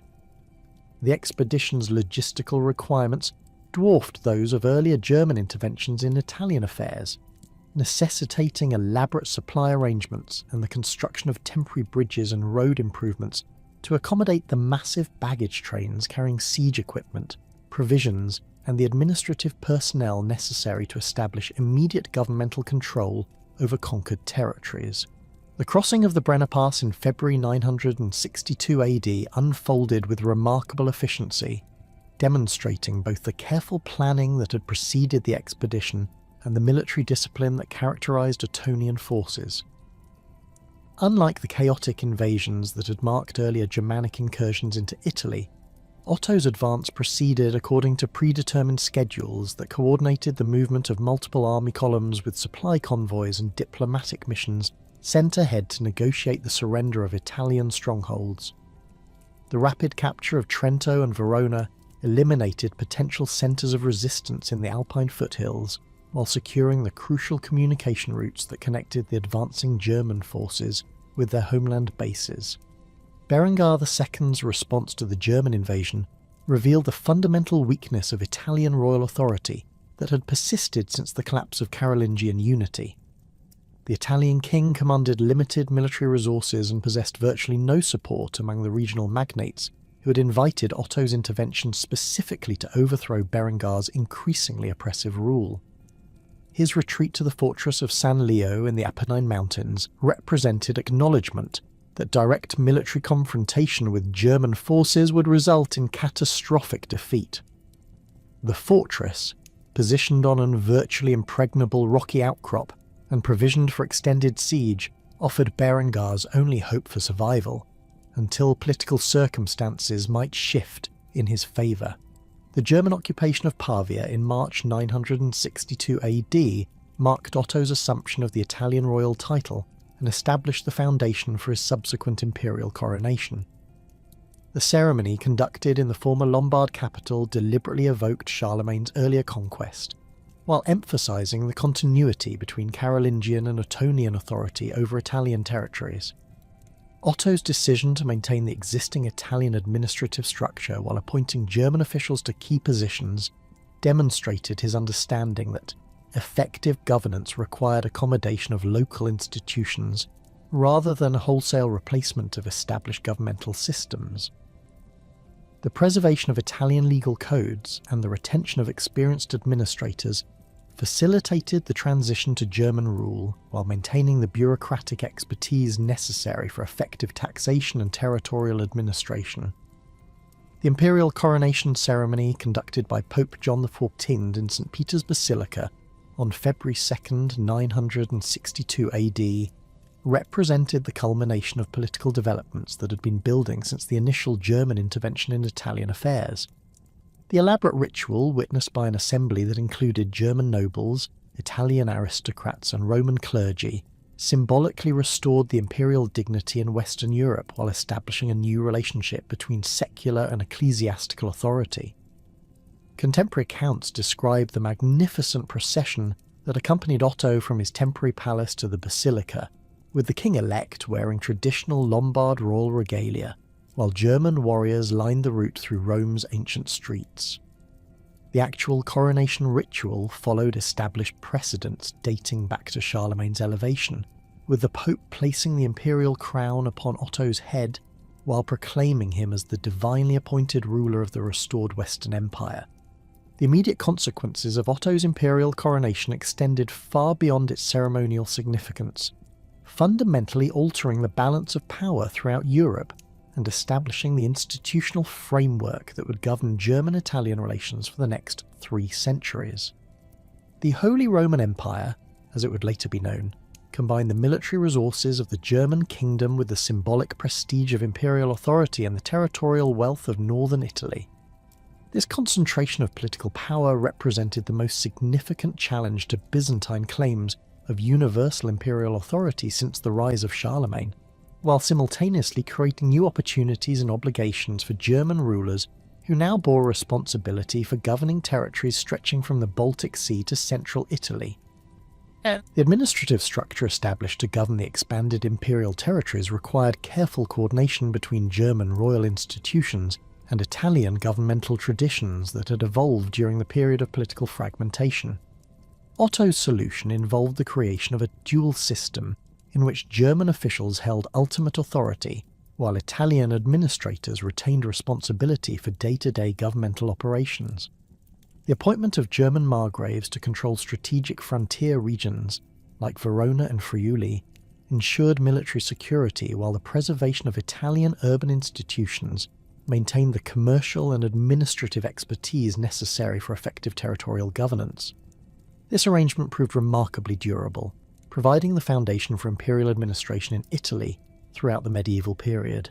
The Ottonian systems of ecclesiastical appointments represented one of the most innovative and controversial aspects of imperial governance in Italy. Otto's decision to appoint German bishops and abbots to major Italian sees reflected his understanding that effective political control required reliable administrators who possessed both the spiritual authority necessary to command popular respect and the personal loyalty that ensured implementation of imperial policies. The appointment of Bruno of Cologne as Archbishop of Milan in 965 AD exemplified this strategy, placing a member of the imperial family in control of northern Italy's most important ecclesiastical centre, while ensuring that church revenues would support imperial rather than local political objectives. This system of imperial ecclesiastical appointments created a network of German religious officials throughout Italy who served simultaneously as spiritual leaders and secular administrators.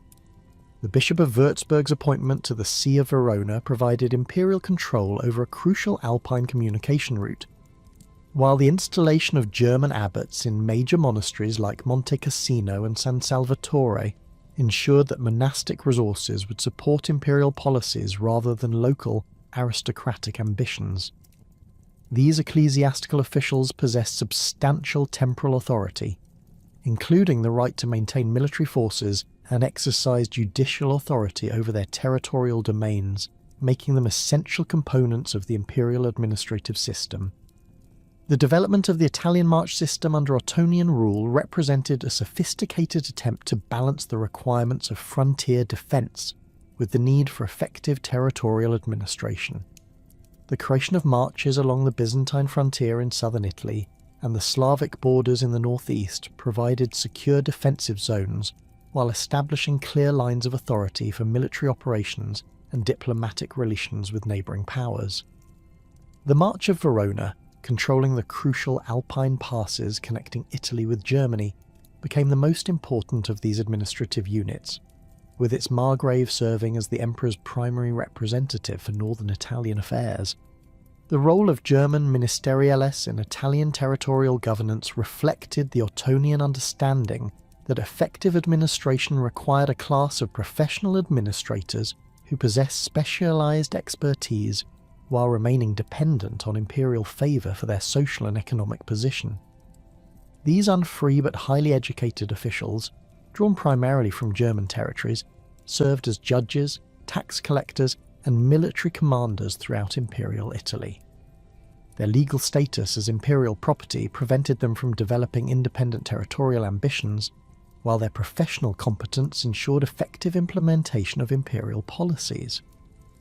The ministerial system proved particularly valuable in Italian urban centres, where complex commercial relationships and sophisticated legal traditions required administrators with specialised training and experience. The emergence of communal movements in northern Italian cities during the later 10th century represented the most significant challenge to imperial authority and foreshadowed the political developments that would transform Italy during the following centuries.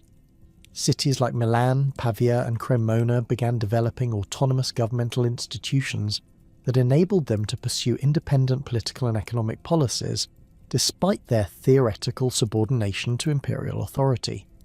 The growth of merchant guilds and urban militias reflected the increasing political consciousness of commercial populations, who possessed sufficient economic resources to challenge traditional aristocratic dominance while demanding greater participation in governmental decision-making.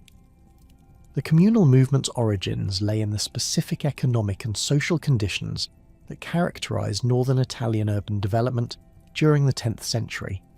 The revival of Mediterranean commerce following the decline of Muslim naval power had created substantial merchant populations whose wealth and political influence challenged traditional hierarchical relationships. Urban artisans and traders possessed economic interests that often conflicted with the agricultural priorities of territorial nobles, creating tensions that found expression in demands for autonomous urban governance. The development of communal institutions represented an attempt to resolve these conflicts through the creation of governmental systems that reflected urban rather than rural political priorities. Imperial responses to emerging communal movements revealed the fundamental tensions between centralised authority and local autonomy that would characterise German-Italian relations throughout the medieval period. Otto II's attempts to suppress urban independence through military force proved largely unsuccessful, as imperial armies lacked the resources necessary to maintain permanent garrisons in all major Italian cities, while simultaneously defending against Byzantine attacks in southern Italy and Slavic incursions along the eastern frontier. The emperor's defeat at the Battle of Stilo in 982 AD demonstrated the limitations of imperial military power when confronted with determined local resistance supported by external enemies. The regency of Theophanu following Otto II's premature death in 983 AD illustrated both the strengths and weaknesses of the Ottonian governmental system. The Byzantine princess, serving as regent for her infant son Otto III, possessed sophisticated understanding of Mediterranean political relationships and maintained extensive diplomatic contacts throughout the Greek-speaking world. Her policies emphasised accommodation with Italian urban communities and Byzantine authorities rather than the aggressive expansion that had characterised earlier Ottonian rule. However, Her foreign origins and gender created opposition among German nobles who viewed her regency as a threat to traditional Germanic political values and military traditions. The minority of Otto III and his subsequent attempt to establish a Renovatio Imperii centred on Rome represented the culmination of Ottonian imperial ambitions and simultaneously revealed the practical limitations of universal imperial authority in the medieval period. The young emperor's vision of renewed Roman imperial glory, inspired by classical texts and Byzantine ceremonial traditions, led him to establish his primary residence in Rome, while attempting to govern the entire empire from the ancient imperial capital. This policy reflected sophisticated understanding of the symbolic importance of Roman imperial traditions, while demonstrating naive comprehension of the practical requirements for effective territorial administration. The construction of Otto III's palace complex on the Aventine Hill represented a conscious attempt to revive classical imperial traditions while accommodating medieval governmental requirements. Archaeological investigations have revealed elaborate architectural elements that combined Byzantine decorative traditions with Germanic structural techniques, creating a unique synthesis that reflected the emperor's multicultural background and universal imperial ambitions. The palace's position overlooking the ancient forum deliberately evoked memories of classical imperial grandeur, while its fortified character acknowledged the military realities of medieval urban politics. However, Otto III's Roman residence policy created serious problems for the administration of German territories that required continuous imperial attention to maintain political stability and military effectiveness. The emperor's prolonged absences from Germany enabled regional dukes to reassert autonomous authority, while reducing imperial revenues that depended on direct royal supervision of taxation and military service obligations. The Saxon Rebellion of 1002 AD demonstrated that even the imperial heartland could not be taken for granted when imperial attention focused primarily on Italian and Roman affairs rather than German political requirements. The development of imperial ideology during this period reflected sophisticated attempts to justify German rule over Italian territories through appeals to classical precedent and Christian theological principles. Imperial charters and diplomatic correspondence emphasized the continuity between the Holy Roman Empire and its classical predecessor, while presenting German emperors as the divinely appointed successors to Augustus and Constantine. This ideological framework provided important legitimacy for imperial authority over diverse populations who possessed different linguistic, cultural, and legal traditions, while maintaining theoretical unity through shared Christian faith and imperial allegiance. The practical implementation of imperial authority throughout Italy required constant negotiation between central governmental demands and local political realities that often conflicted with imperial objectives. The appointment of imperial representatives to major Italian cities created ongoing tensions with urban communities that increasingly demanded autonomous governance, while imperial military requirements conflicted with local economic priorities that emphasized commercial rather than military activities. These tensions would ultimately prove irreconcilable, leading to the prolonged conflicts between imperial authority and communal independence that would define Italian political development throughout the 11th and 12th centuries. The ecclesiastical reforms initiated during the later Ottonian period had created unintended consequences that would fundamentally transform the relationship between imperial and papal authority throughout the 11th century. By the 1070s, the movement to purify church institutions from secular corruption had evolved into a systematic challenge to the traditional imperial prerogatives that had governed ecclesiastical appointments since Charlemagne's reign. The appointment of Hildebrand as Pope Gregory VII in 1073 AD marked the beginning of the most sustained confrontation between temporal and spiritual authority in medieval European history, a conflict that would reshape the political landscape of Italy and establish new precedents for church-state relations throughout Christendom. Gregory VII's background as a Tuscan monk who had spent decades working within the papal administration provided him with intimate knowledge of both the corruption that plagued ecclesiastical institutions and the political mechanisms necessary to implement comprehensive reform. His service under previous popes had exposed him to the systematic sale of church offices, the widespread practice of clerical marriage, and the subordination of spiritual concerns to secular political calculations that characterised much of 11th century religious life. Unlike earlier reform-minded popes who had focused primarily on moral exhortation, Gregory approached ecclesiastical renewal as a comprehensive political project that required fundamental restructuring of the relationship between church and state throughout Western Europe. The Dictatus Papae, issued in 1075 AD, represented the most radical assertion of papal supremacy ever articulated by a medieval pontiff. This extraordinary document, comprising 27 propositions that defined papal authority, claimed for the Pope the exclusive right to depose emperors, transfer bishops, and release subjects from their oaths of allegiance to secular rulers. The 9th proposition, declaring that all princes should kiss the feet of the Pope alone, directly challenged the ceremonial protocols that had governed imperial-papal relations since the Ottonian period. The 27th and final proposition, stating that the Pope may absolve subjects from their fealty to wicked men, provided the theoretical justification for papal intervention in secular political disputes that would characterise Gregory's entire pontificate. The immediate catalyst for open confrontation between Gregory VII and Henry IV emerged from competing claims over the appointment of the Archbishop of Milan, a position that carried enormous political significance due to the city's strategic importance and substantial ecclesiastical revenues. The Milanese clergy had elected Atto as their archbishop following established canonical procedures, while Henry IV insisted on appointing Tedald, a candidate who possessed stronger connections to imperial political networks. This dispute represented far more than a disagreement over a single ecclesiastical appointment. It embodied the fundamental question of whether ultimate authority over church personnel belonged to the Pope as spiritual head of Christendom or to the Emperor as the divinely appointed ruler of the Holy Roman Empire. Henry IV's response to papal demands for recognition of Atto's election revealed the Emperor's determination to maintain traditional imperial prerogatives despite growing ecclesiastical opposition.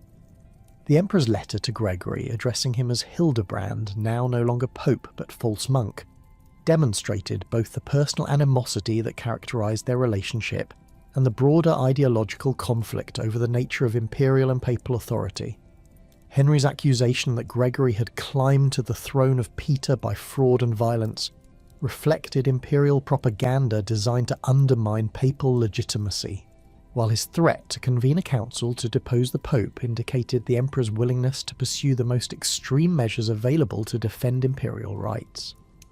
The papal response to Henry's defiance culminated in the dramatic excommunication decree issued on February 22, 1076 AD, which not only expelled the Emperor from the Christian community but also released his subjects from their oaths of allegiance and prohibited them from serving him in any capacity. This unprecedented action represented the most direct papal challenge to imperial authority since the creation of the Holy Roman Empire, transforming a dispute over ecclesiastical appointments into a fundamental contest over the nature of political legitimacy in medieval Europe. The excommunication's practical consequences proved immediately apparent as German nobles who had previously supported Henry began questioning their continued allegiance to an emperor who had been declared anathema by the head of the Christian Church. The political crisis created by Henry's excommunication revealed the complex web of relationships that governed imperial politics in 11th century Germany. Saxon nobles, who had maintained uneasy relations with the Salian dynasty since Henry's father's suppression of their rebellion in the 1070s, seized upon the papal decree as justification for renewed opposition to imperial authority. The Dukes of Swabia and Bavaria, whose territorial ambitions had been constrained by imperial centralisation policies, similarly viewed the excommunication as an opportunity to reassert regional autonomy against imperial control. The emergence of this noble coalition demonstrated that papal spiritual authority could provide powerful legitimacy for secular political opposition when combined with existing grievances against imperial rule. The Assembly of Triber in October 1076 AD represented the nadir of Henry IV's political fortunes and illustrated the practical consequences of papal excommunication for imperial authority. The gathering of German nobles, bishops and abbots at this strategic location on the Rhine created an alternative centre of political authority that challenged Henry's continued rule while demanding his submission to papal judgment. The Assembly's ultimatum, requiring Henry to obtain papal absolution within 1 year or face deposition, placed the emperor in an impossible position that threatened the complete collapse of Salian dynastic authority.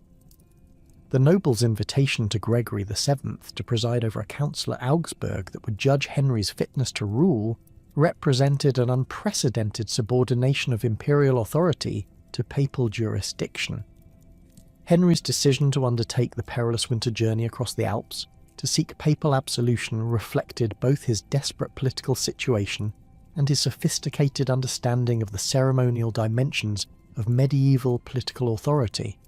The emperor's departure from Speyer in December 1076 AD, accompanied by only a small retinue and travelling in disguise to avoid hostile forces, marked one of the most dramatic reversals of fortune in medieval European history. The journey through snow-covered alpine passes during one of the harshest winters on record required extraordinary physical endurance, while the constant threat of capture by enemies who sought to prevent Henry from reaching Gregory added elements of genuine danger to the enterprise. The confrontation at Canossa Castle in January 1077 AD became one of the most symbolically significant events in medieval European history, though contemporary accounts differ regarding the specific details of Henry's submission to papal authority. The fortress, perched on a rocky outcrop in the Apennine foothills and belonging to Countess Matilda of Tuscany, provided Gregory with a secure location for receiving the emperor's petition, while its isolated position ensured that their meeting would occur away from the political pressures that might have influenced negotiations in more accessible locations.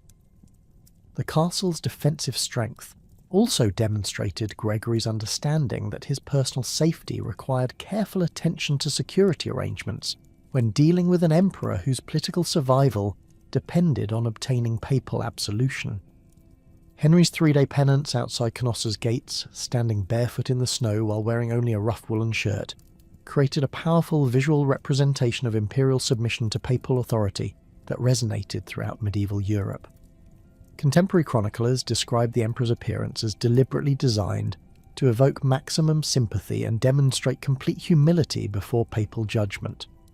The presence of Countess Matilda and Abbot Hugh of Cluny as intermediaries provided additional legitimacy for the proceedings, while their noble status ensured that witness accounts would carry credibility among aristocratic audiences throughout Europe.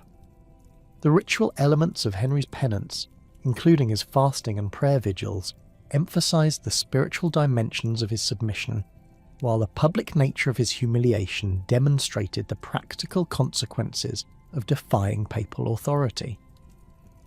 Gregory's decision to grant Henry absolution on January 28, 1077 AD, reflected the Pope's recognition that prolonged imperial penance might generate sympathy for the emperor while undermining the moral authority of papal judgment.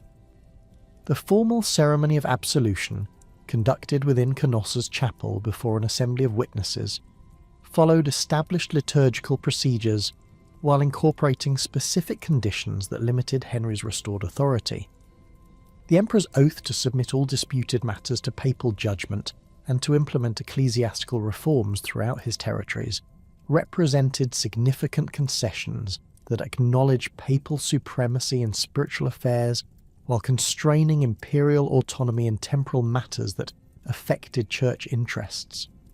However, the political consequences of the Canossa encounter proved far more complex than either participant had anticipated. Henry's restoration to imperial dignity undermined the German noble coalition that had formed during his excommunication, as many aristocrats who had opposed him primarily due to papal condemnation now found themselves without religious justification for continued rebellion. The emperor's demonstration of submission to papal authority paradoxically strengthened his position among German populations, who viewed his willingness to undergo public penance as evidence of genuine Christian humility rather than political weakness. The dramatic nature of the Canossa encounter also generated widespread sympathy for Henry among secular rulers throughout Europe who recognised that papal claims to depose emperors pose potential threats to all forms of monarchical authority. Countess Matilda of Tuscany emerged from the Canossa encounter as one of the most influential political figures in 11th century Italy, her territories serving as the crucial bridge between papal spiritual authority and military power necessary to enforce ecclesiastical reforms.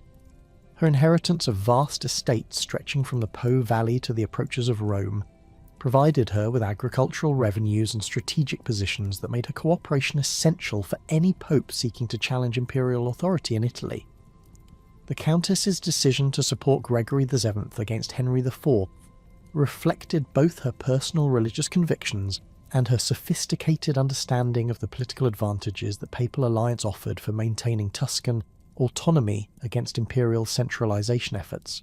Matilda's military campaign throughout central Italy during the 1080s demonstrated the effectiveness of combining papal legitimacy with competent military leadership and substantial financial resources. Her forces, comprising both professional soldiers and militia units drawn from her extensive territories, proved capable of sustained operations against imperial armies while maintaining secure bases in strategically positioned fortresses throughout Tuscany. The Countess's victory at the Battle of Sorbara in 1084 AD, where her cavalry charges broke imperial formations and forced Henry IV to abandon his siege of Rome, established her reputation as one of the most formidable military commanders of her generation, while demonstrating that papal political objectives could be achieved through effective military action. The alliance between Matilda and successive popes created a powerful political combination that fundamentally altered the balance of power in central Italy throughout the later 11th century. The Countess's territories provided the papacy with secure refuges during periods of imperial pressure, while her military forces offered protection for papal political initiatives that might otherwise have been suppressed by imperial intervention.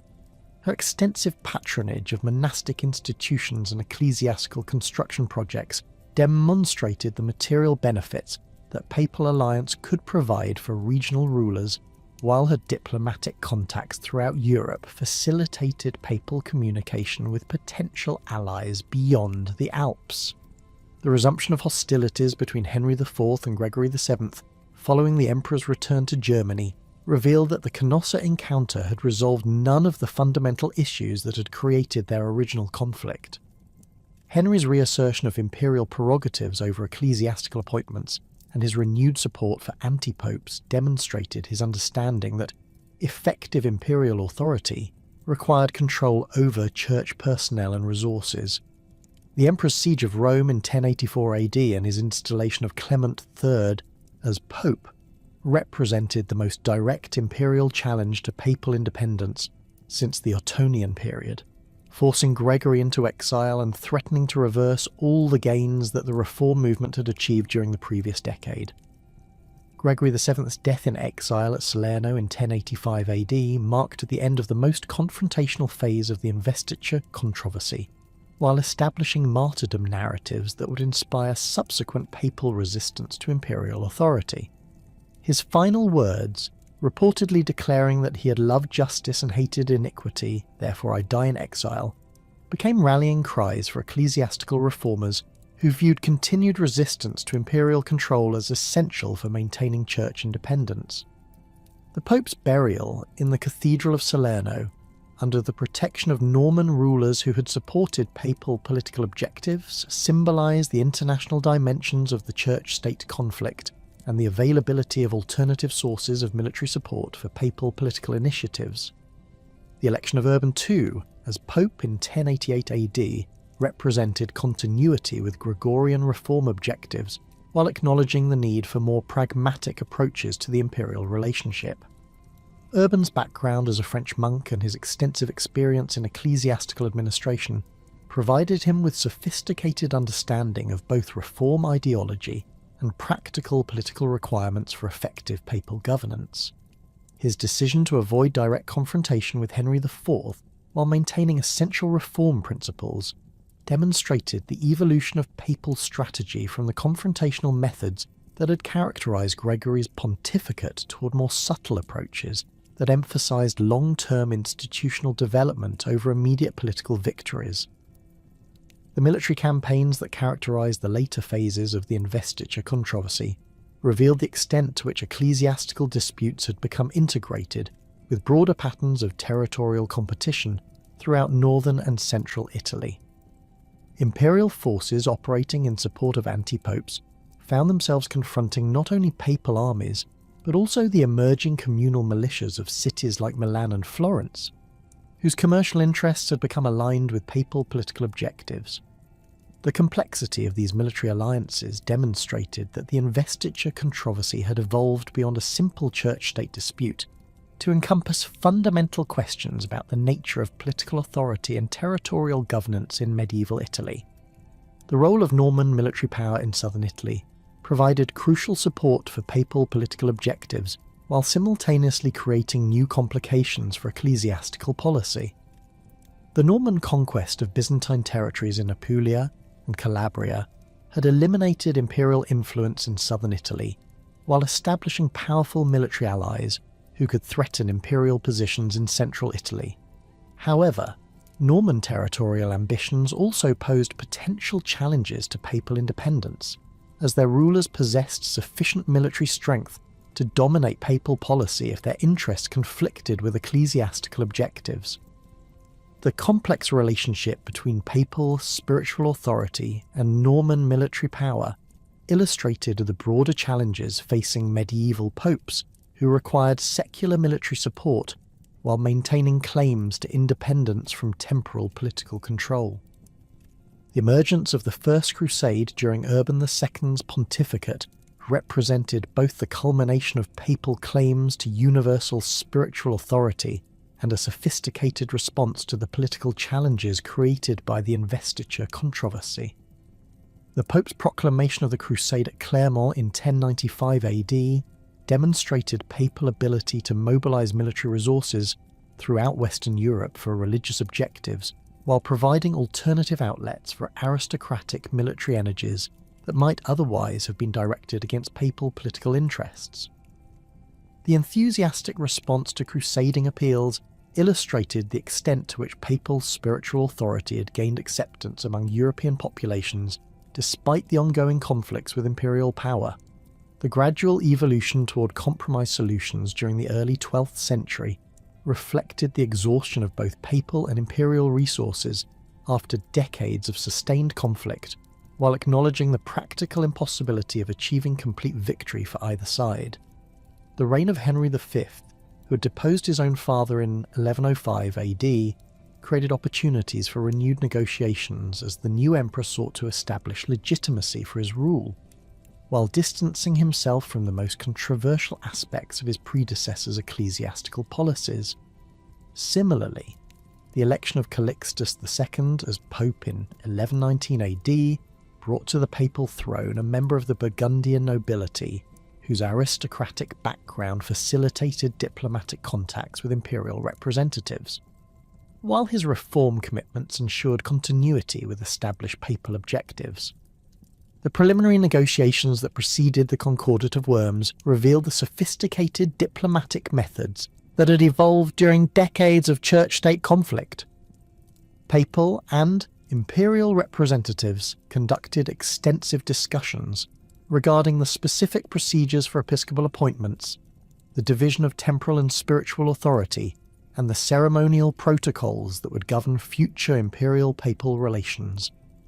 These negotiations required careful attention to symbolic details that might affect the broader political implications of any agreement while addressing practical concerns about the implementation of compromise arrangements throughout the diverse territories of the Holy Roman Empire. The Concordat of Worms, signed on September 23, 1122 AD, established the framework for church-state relations that would govern imperial-papal interactions throughout the remainder of the medieval period. The agreement's provisions regarding episcopal appointments created a complex procedure that acknowledged both papal spiritual authority and imperial temporal interests, while providing mechanisms for resolving future disputes through established diplomatic channels. The emperor's renunciation of investiture with ring and staff symbolically acknowledged papal supremacy in spiritual matters, while his retention of rights regarding temporal properties ensured continued imperial influence over ecclesiastical resources and personnel. The Concordate's geographical distinctions, providing different procedures for appointments in Germany versus Italy and Burgundy, reflected sophisticated understanding of the diverse political conditions that characterized different regions of the empire, while establishing precedents for future negotiations between competing authorities. The resolution of the investiture controversy through the Concordat of Worms had fundamentally altered the political landscape of Italy, creating space for new forms of governance that would flourish in the power vacuum left by weakened imperial authority and reformed papal administration. While emperors and popes negotiated the boundaries of their respective spheres of influence, a revolutionary transformation was already underway in the coastal cities of the Italian peninsula. The maritime republics that emerged during this period would not only reshape Mediterranean commerce, but establish entirely new models of political organisation that challenged traditional feudal hierarchies and created the foundation for Italy's distinctive urban civilization.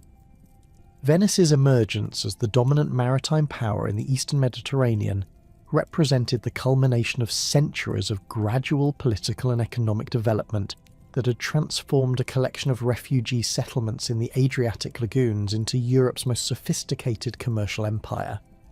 The city's unique geographical position, protected by treacherous waters that discouraged land-based attacks while providing direct access to major sea routes, had enabled its inhabitants to develop specialised maritime skills and commercial expertise that proved invaluable as Mediterranean trade revived during the 11th century. The Venetian fleet that participated in the First Crusade comprised over 200 vessels of various sizes, from massive transport ships capable of carrying entire cavalry units to swift galleys designed for reconnaissance and rapid communication, demonstrating the Republic's extraordinary naval capabilities and organisational sophistication. The constitutional arrangements that governed Venetian political life represented one of the most innovative experiments in medieval European governance, creating institutions that balance competing interests while maintaining the stability necessary for long-term commercial planning. The office of Doge, theoretically elected for life by the assembled citizens, had evolved from Byzantine administrative origins into a uniquely Venetian institution that combined ceremonial dignity with practical limitations on executive power. The Doge's authority was constrained by an increasingly complex system of councils and committees that reflected the commercial oligarchy's determination to prevent any individual from accumulating sufficient power to threaten their collective interests. The Promission Ducale, a formal contract that each new doge was required to sign upon election, specified detailed restrictions on ducal authority while establishing procedures for consultation with merchant assemblies on major policy decisions. The development of Venetian commercial law during this period created legal frameworks that would influence Mediterranean trading practices for centuries. The Venetian concept of collegianza, a form of commercial partnership that distributed risks and profits between investors and travelling merchants, provided the financial mechanisms necessary to support long-distance trade while protecting individual participants from catastrophic losses. These contracts, preserved in thousands of notarial documents from the 12th century, reveal a sophisticated understanding of commercial relationships that enabled Venetian merchants to operate successfully in markets stretching from Constantinople to Alexandria. The legal procedures for resolving commercial disputes, conducted by specialized tribunals composed of experienced merchants, created predictable business environments that encouraged investment in maritime ventures while establishing Venice's reputation for commercial reliability. The Crucible of 1082, granted by Byzantine Emperor Alexios I Komnenos in recognition of Venetian military assistance against Norman attacks on Byzantine territories, fundamentally altered the balance of commercial power throughout the eastern Mediterranean. This extraordinary privilege granted Venetian merchants complete exemption from customs duties throughout the Byzantine Empire, while providing them with exclusive trading quarters in Constantinople and other major Byzantine ports. The economic consequences of this arrangement proved transformative, enabling Venetian traders to undercut their competitors while accumulating the capital necessary to finance increasingly ambitious commercial ventures. Archaeological evidence from the Venetian quarter in Constantinople reveals the scale of this commercial presence, with warehouses, churches, and residential compounds that house thousands of Venetian merchants and their families on a permanent basis. The expansion of Venetian commercial networks during the 12th century demonstrated the Republic's ability to adapt traditional trading relationships to new political circumstances created by the Crusades. Venetian merchants established permanent bases in Acre, Tyre, and other Crusader ports, creating commercial infrastructure that survived political changes and military conflicts while providing essential services to both Christian and Muslim traders. The famous Fondaco dei Tedeschi in Venice, though primarily associated with German merchants, exemplified the sophisticated commercial facilities that the Republic developed to accommodate foreign traders while maintaining strict control over their activities. These institutions combined residential, storage, and financial services in carefully regulated environments that maximize commercial efficiency while ensuring Venetian oversight of all significant transactions. Genoa's rise as Venice's primary rival in Mediterranean commerce emerged from different geographical circumstances and political traditions that shaped distinctive approaches to maritime expansion and territorial organisation. The Ligurian city's position on the northwestern Italian coast provided access to both Mediterranean sea routes and alpine passes connecting Italy with France and the Germanic lands, creating opportunities for commercial integration that Venice's isolated lagoon position could not match. Genoese merchants developed expertise in overland as well as maritime transportation, establishing trading networks that extended from the Black Sea to the Atlantic coast of Spain and Morocco. The city's mountainous hinterland, while limiting agricultural production, provided timber resources essential for shipbuilding and metalworking industries that supported Genoese commercial expansion. The political structure that emerged in Genoa during the 11th and 12th centuries reflected the competitive nature of Ligurian society and the practical requirements of organising complex commercial ventures. Unlike Venice's relatively stable constitutional arrangements, Genoese governance remained characterised by factional competition between powerful merchant families who formed temporary alliances for specific commercial or military objectives.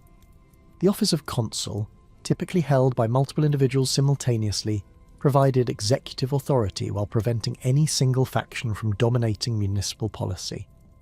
This system, though often producing political instability, also encouraged innovation and risk-taking that enabled Genoese merchants to pursue aggressive expansion strategies that more cautious competitors might have avoided.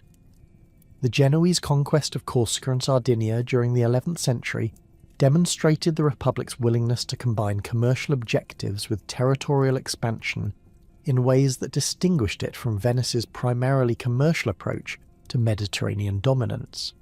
The military campaigns required to establish Genoese control over these strategic islands involved substantial investments in naval forces and fortification projects that transformed the Republic into a significant territorial power as well as a commercial empire. The administrative systems developed to govern these island possessions created precedents for later Genoese colonial expansion while providing secure bases for naval operations throughout the western Mediterranean. The competition between Genoa and Pisa for control of western Mediterranean trade routes produced some of the most significant naval conflicts of the medieval period, with battles that involved fleets numbering in the hundreds of vessels and determined the commercial destiny of entire regions. The Battle of Maloria in 1284, though occurring beyond the chronological scope of this chapter, represented the culmination of conflicts that had been building since the early 12th century as both republics sought to establish exclusive control over Corsican and Sardinian territories. The earlier engagements that established the pattern of Genoese-Pisan rivalry revealed the sophisticated naval tactics and shipbuilding technologies that Italian maritime republics had developed to support their commercial ambitions. Pisan commercial expansion during the 11th and 12th centuries demonstrated the Republic's ability to compete successfully with both Genoa and Venice, despite its less advantageous geographical position on the Arno River, which required constant maintenance to prevent silting that could block access to the sea. The city's merchants compensated for these geographical limitations by developing specialised expertise in particular commercial sectors, particularly the transportation of pilgrims to the Holy Land and the importation of luxury goods from North Africa and the Eastern Mediterranean. The famous Pisan colonies established in Constantinople, Acre, and other major commercial centres created permanent bases for Pisan merchants, while providing the Republic with reliable sources of commercial intelligence and diplomatic influence. The architectural monuments that Pisan merchants financed during this period of commercial prosperity, including the cathedral complex with its famous leaning tower, demonstrated the extraordinary wealth that Mediterranean commerce could generate while serving as visible symbols of the Republic's political and economic achievements. The cathedral's construction, beginning in 1063 AD with funds derived from successful military campaigns against Muslim Sicily, incorporated architectural elements and decorative materials from throughout the Mediterranean world, creating a unique synthesis that reflected Pisan commercial connections while asserting the Republic's cultural sophistication. The bronze doors cast by Bonanno Pisano, decorated with biblical scenes and contemporary historical events, exemplified the artistic achievements that commercial wealth made possible while serving practical functions in the urban, religious and political life of the Republic. Amalfi's role as the earliest of the Italian maritime republics provided crucial precedents for the commercial and legal innovations that would characterise Mediterranean trade throughout the medieval period. The city's strategic position on the Sorrentine Peninsula, with its natural harbour and defensible cliff-top location, had enabled its merchants to maintain commercial relationships with both Byzantine and Muslim territories during periods when other Italian cities were isolated by political conflicts. The Amalfitane Tables, a comprehensive maritime law code developed during the 11th century, established legal principles and commercial procedures that were adopted throughout the Mediterranean and influenced maritime law development for centuries. The commercial innovations pioneered by Amalfitane merchants included some of the earliest examples of sophisticated credit instruments and insurance arrangements that enabled long-distance trade to operate efficiently despite the risks inherent in medieval transportation and communication systems. Amalfitane contracts preserved in monastery archives reveal the development of complex financial instruments that distributed risks among multiple investors while providing mechanisms for transferring commercial obligations across vast distances. The Republic's merchants established some of the earliest permanent trading posts in North African and Middle Eastern ports, creating commercial infrastructure that survived political changes while providing essential services to traders from throughout the Mediterranean world. The decline of Amalfi's commercial dominance during the 12th century, primarily due to Norman conquest and the rise of more powerful maritime rivals, illustrated the challenges facing smaller commercial republics in an increasingly competitive Mediterranean environment. The city's incorporation into the Norman Kingdom of Sicily eliminated its political independence, while subjecting its merchants to taxation and regulation that undermined their competitive advantages. However, Amalfitane commercial expertise and legal traditions continued to influence Mediterranean trade practices long after the Republic's political eclipse, demonstrating the lasting significance of its contributions to medieval commercial development. The transformation of Italian urban centres into commercial hubs during this period required fundamental changes in social organisation, legal systems, and physical infrastructure that would reshape the character of medieval Italian civilization. The growth of merchant populations in cities like Milan, Florence and Bologna created new social groups whose wealth and political influence challenged traditional aristocratic dominance while demanding institutional changes that reflected commercial rather than agricultural priorities. The emergence of merchant guilds provided organisational frameworks for coordinating commercial activities, while serving as vehicles for political participation that enabled urban commercial classes to influence municipal governance. The guild system that developed in Italian commercial centres during the 12th century created sophisticated mechanisms for regulating trade practices, maintaining quality standards, and resolving commercial disputes that proved essential for establishing the reputation for reliability that successful long-distance commerce required. The Arte di Lana in Florence, though reaching its full development in later centuries, had its origins in the wool trade relationships that Florentine merchants established during this period with English producers and Flemish manufacturers. These early commercial connections created the foundation for the textile industries that would make Florence one of medieval Europe's wealthiest cities, while demonstrating the potential for Italian urban centres to develop specialised commercial expertise. The physical transformation of Italian cities during this commercial revolution involved massive construction projects that created the infrastructure necessary to support expanded trade, while reflecting the growing wealth and political ambitions of merchant populations. The construction of new harbours, warehouses and commercial facilities in maritime cities required substantial investments that demonstrated the profitability of Mediterranean commerce, while creating employment opportunities that attracted rural populations to urban centres.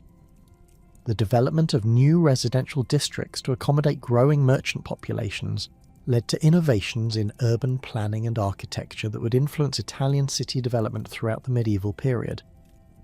The social changes brought about by increased commercial wealth created new forms of cultural patronage and artistic expression that distinguished Italian urban civilization from the predominantly rural culture that characterized most of medieval Europe. Merchant families who had accumulated substantial fortunes through successful commercial ventures began commissioning architectural projects, artistic works, and literary productions that reflected their social aspirations, while contributing to the cultural achievements that would make medieval Italian cities renowned throughout Europe. The emergence of distinctive urban cultural traditions, combining commercial prosperity with intellectual sophistication, established patterns that would culminate in the Renaissance achievements of later centuries, while demonstrating the transformative power of commercial wealth in medieval society. The commercial prosperity that had transformed Italian maritime cities during the 11th and 12th centuries created ripple effects throughout the northern Italian plains, where inland urban centres began developing their own forms of autonomous governance that would fundamentally challenge imperial authority and reshape the political landscape of medieval Europe. The wealth generated by Mediterranean trade had not remained confined to coastal ports, but flowed inland through established commercial networks, enriching cities like Milan, Pavia, Cremona, and Brescia that served as crucial intermediaries between maritime commerce and the agricultural economies of the Po Valley.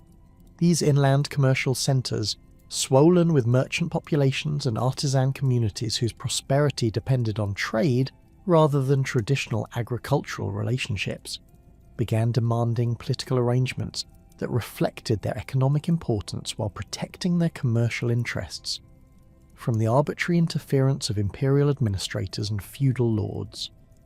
The commune system that emerged in northern Italian cities during the early 12th century represented a revolutionary form of political organisation that challenged fundamental assumptions about medieval governance and social hierarchy. Unlike the feudal arrangements that dominated most of Europe, where political authority descended through personal relationships between lords and vassals, the Italian communes created governmental institutions based on collective decision-making by urban populations who possessed sufficient economic independence to demand political participation. the earliest documented commune, established in Milan around 1097, emerged from a sworn association of prominent citizens who pledged mutual support in defending their commercial privileges against imperial interference, while assuming collective responsibility for municipal governance and military defence. The consular system that characterised early communal governance reflected both Roman legal traditions that had survived in Italian urban centres and practical adaptations to the specific requirements of governing complex commercial communities. The consuls, typically numbering between 6 and 12 individuals elected annually by assemblies of qualified citizens, exercised executive authority while remaining accountable to the broader urban community that had created their offices. These officials possessed judicial authority over commercial disputes, military command over urban militias, and diplomatic responsibility for negotiating with external authorities, creating a concentration of governmental functions that enabled rapid decision-making while maintaining collective oversight of municipal policy. The rotation of consular offices among different merchant families prevented the emergence of permanent ruling dynasties while ensuring that governmental experience remained distributed throughout the urban elite. The legal foundations of communal authority rested on sophisticated interpretations of Roman law that Italian jurists had preserved and adapted throughout the medieval period. The revival of legal studies at centres like Bologna provided intellectual frameworks for justifying urban autonomy while creating practical mechanisms for resolving the complex disputes that arose from commercial activities and urban governance. The concept of the universitas, borrowed from Roman corporation law, provided theoretical justification for treating urban communities as legal entities, capable of making binding agreements and exercising governmental authority independent of feudal relationships. This legal innovation enabled communes to negotiate treaties with external powers, levy taxes on their members, and maintain military forces without requiring approval from imperial or papal authorities. The economic foundations that supported communal independence derived from the fundamental transformation of northern Italian agriculture that had occurred during the 11th and 12th centuries. The development of more intensive agricultural techniques, including improved ploughing methods and crop rotation systems, had increased agricultural productivity while creating surplus populations that migrated to urban centres seeking commercial opportunities. The growth of rural markets and the monetisation of agricultural relationships provided urban merchants with expanded opportunities for profitable investment, while creating interdependent economic networks that linked city and countryside in mutually beneficial relationships. The wealth generated by these economic activities provided communes with the financial resources necessary to maintain independent military forces and administrative systems while reducing their dependence on imperial support for essential governmental functions. The military organisation of communal forces reflected the distinctive social composition of Italian urban communities and their specific defensive requirements. The Carroccio, a massive wheeled platform carrying the city's banner and altar, served as both a rallying point for municipal forces and a symbol of communal identity that inspired fierce loyalty among citizen soldiers.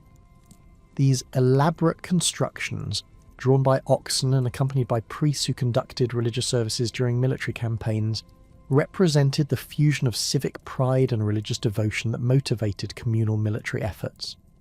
The Carroccio of Milan, decorated with elaborate metalwork and religious imagery, required a dedicated crew of attendants and guards who were responsible for its maintenance and protection during battle, demonstrating the substantial resources that communes devoted to these symbolic military installations. The composition of communal armies reflected the social diversity of northern Italian urban communities, while revealing the extent to which commercial prosperity had created new forms of military service that departed from traditional feudal obligations. Wealthy merchants provided heavy cavalry forces equipped with expensive armour and weapons that rivaled those of traditional feudal knights, while artisan communities supplied infantry units armed with crossbows, pikes, and other specialised weapons that proved highly effective in siege warfare and defensive operations. The urban militias that formed the core of communal forces underwent regular training exercises and maintained equipment stores that enabled rapid mobilization when external threats required collective military response. Archaeological excavations of communal armories have revealed sophisticated weapons and armor production facilities that supplied not only local military needs, but also export markets throughout northern Italy. The diplomatic relationships that communes established with each other during the 12th century created networks of mutual support that enabled smaller cities to resist imperial pressure while providing mechanisms for coordinating military and commercial policies across regional boundaries. The earliest intercommunal alliances, such as the agreement between Milan and Cremona in 1107, established precedents for collective action that would prove crucial when imperial forces threatened communal independence. These diplomatic arrangements included provisions for mutual military assistance, commercial cooperation, and coordinated resistance to external interference, creating the foundation for the more comprehensive league structures that would emerge during the confrontation with Frederick Barbarossa. Frederick the Barbarossa's election as Holy Roman Emperor in 1152 brought to power a ruler whose vision of imperial authority directly challenged the autonomous governance that Italian communes had developed during the previous half-century.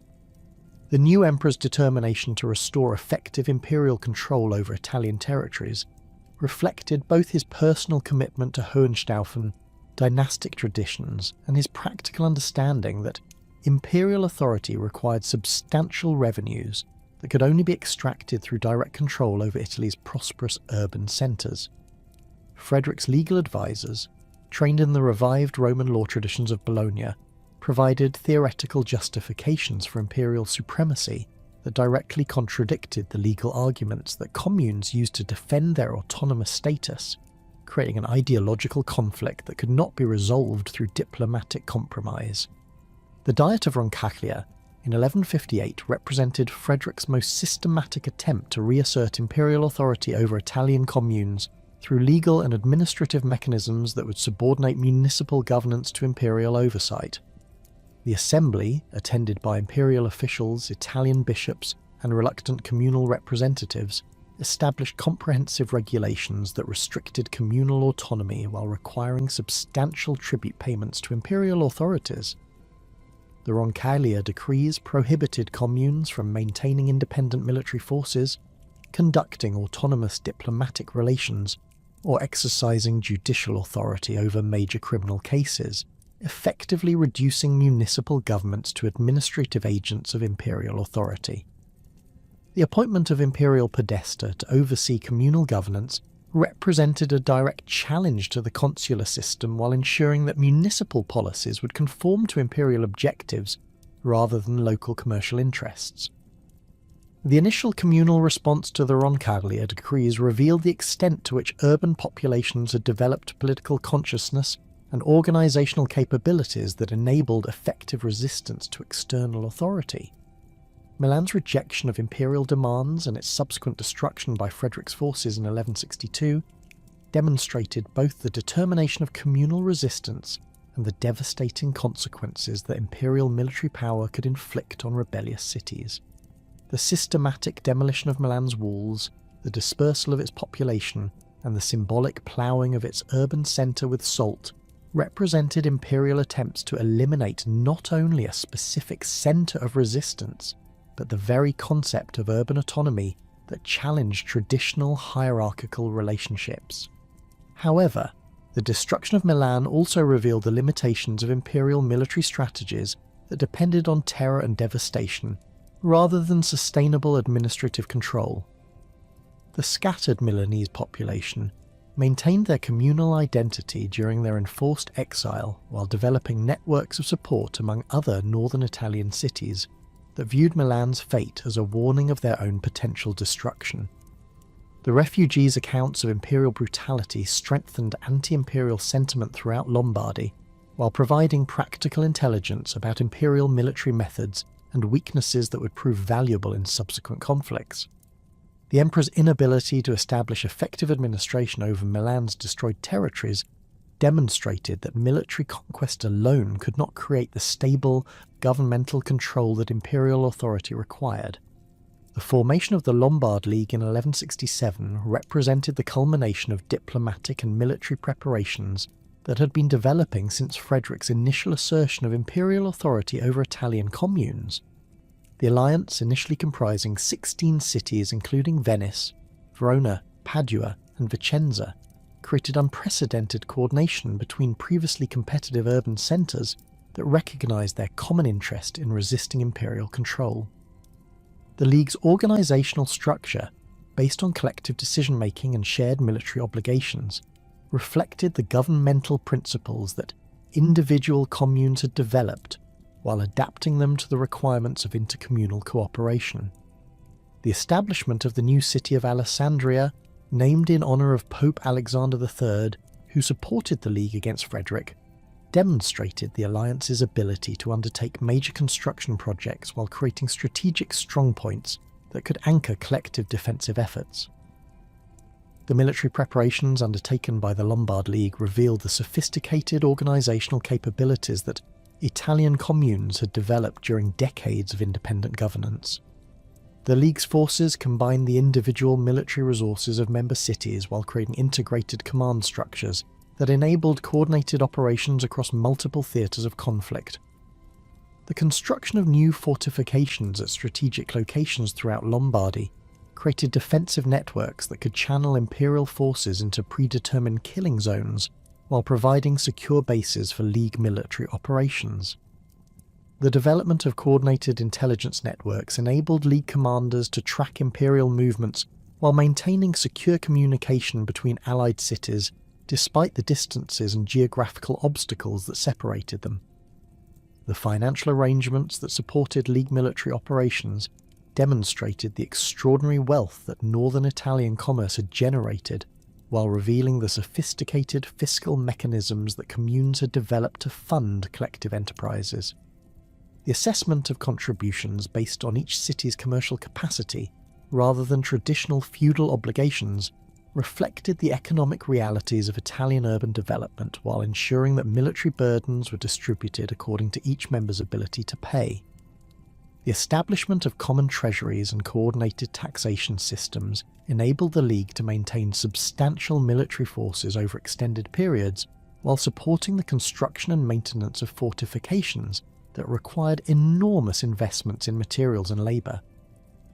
The tactical innovations that League forces developed during their confrontations with imperial armies reflected both the specific geographical conditions of northern Italian warfare and the distinctive military capabilities of urban populations.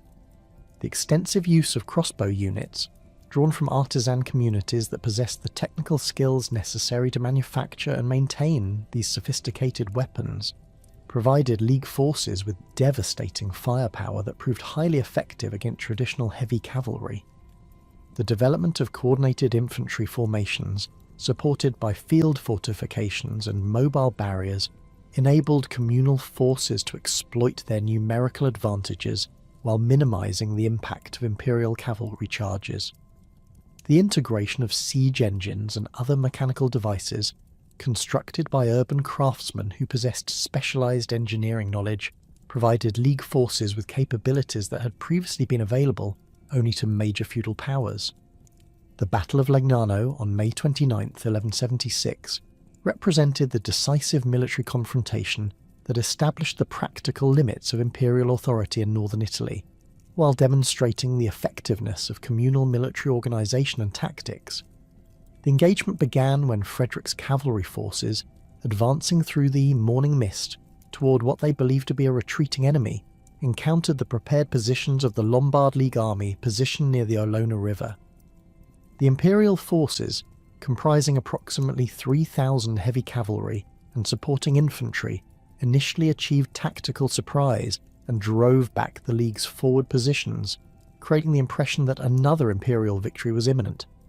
However, the League's defensive preparations, including concealed crossbow positions and prepared obstacles, quickly disrupted the imperial advance while inflicting severe casualties on Frederick's mounted forces. The critical moment of the battle occurred when the imperial cavalry, having penetrated the League's initial defensive line, encountered the Carroccio of Milan positioned at the centre of the communal formation. The massive war wagon, surrounded by the most experienced fighters from the destroyed city, became the focal point for desperate combat as Imperial forces attempted to capture this symbol of communal resistance, while League defenders fought with the fury of men defending not only their lives, but their political independence. The Emperor himself, unhorsed during the fierce fighting around the Carroccio, disappeared from the battlefield and was presumed dead by his followers, creating panic among Imperial forces that had depended on his personal leadership for tactical coordination and strategic direction. The collapse of Imperial resistance at Legnano resulted from a combination of tactical factors that revealed both the strengths of communal military organisation and the limitations of traditional feudal warfare when confronted with determined urban resistance. The League's superior numbers, estimated at approximately 15,000 men compared to Frederick's smaller but more heavily equipped force, enabled them to absorb initial Imperial attacks while maintaining reserves for counter-offensive operations. The coordination between different communal contingents, achieved through months of joint training and preparation, allowed League commanders to execute complex tactical maneuvers that maximise their advantages while exploiting Imperial weaknesses. The psychological impact of fighting on familiar terrain for clearly understood political objectives provided League forces with morale advantages that proved decisive when the battle's outcome remained in doubt. Frederick's survival and eventual return to Germany after the Legnano defeat marked the beginning of a fundamental reassessment of Imperial policy toward Italian communes that would ultimately lead to negotiated settlements, rather than continued military confrontation. The Emperor's recognition that military force alone could not establish sustainable control over Italian urban centres reflected his understanding that the economic and social changes that had occurred during the 12th century had created new forms of political organisation that required accommodation rather than suppression. The diplomatic contacts that began developing between Imperial and League representatives during the months following Legnano revealed both sides' recognition that prolonged warfare served no one's interests, while creating opportunities for compromise arrangements that might satisfy essential requirements of both Imperial authority and communal autonomy. The Peace of Constance, negotiated in 1183 after years of complex diplomatic discussions, established the legal framework that would govern Imperial communal relations throughout the remainder of the medieval period. The treaty's provisions represented sophisticated compromises that acknowledged Imperial sovereignty while protecting essential communal rights and privileges that had developed during the previous century. The Emperor's recognition of communal rights to elect their own magistrates, maintain autonomous military forces, and exercise judicial authority over most local matters represented significant concessions that effectively acknowledged the legitimacy of urban self-governance. The commune's acknowledgement of Imperial sovereignty and their agreement to provide military service and tribute payments during Imperial expeditions to Italy maintained theoretical Imperial authority while limiting its practical exercise to specific circumstances and defined obligations. The transformation of communal governance that occurred during the late 12th and early 13th centuries reflected both the internal evolution of urban political institutions and the external pressures created by ongoing conflicts with Imperial authority. The gradual replacement of consular systems with podesta governance represented attempts to address the factional conflicts and administrative inefficiencies that had developed as communes grew larger and more complex. The podesta system, which involved appointing experienced administrators from other cities to serve as chief executives for limited terms, provided professional expertise while reducing the influence of local factional disputes that had often paralysed consular decision-making processes. The evolution toward podesta governance reflected the increasing professionalisation of urban administration that occurred as Italian communes developed more sophisticated governmental institutions. The podesta, typically selected from among experienced administrators who had served successfully in other cities, brought specialised knowledge of legal procedures, military organisation, and diplomatic protocols that enabled more effective municipal governance. These professional administrators, serving fixed terms and prohibited from developing local political connections, could implement policies based on technical expertise rather than factional considerations, while maintaining accountability to the communal assemblies that had appointed them.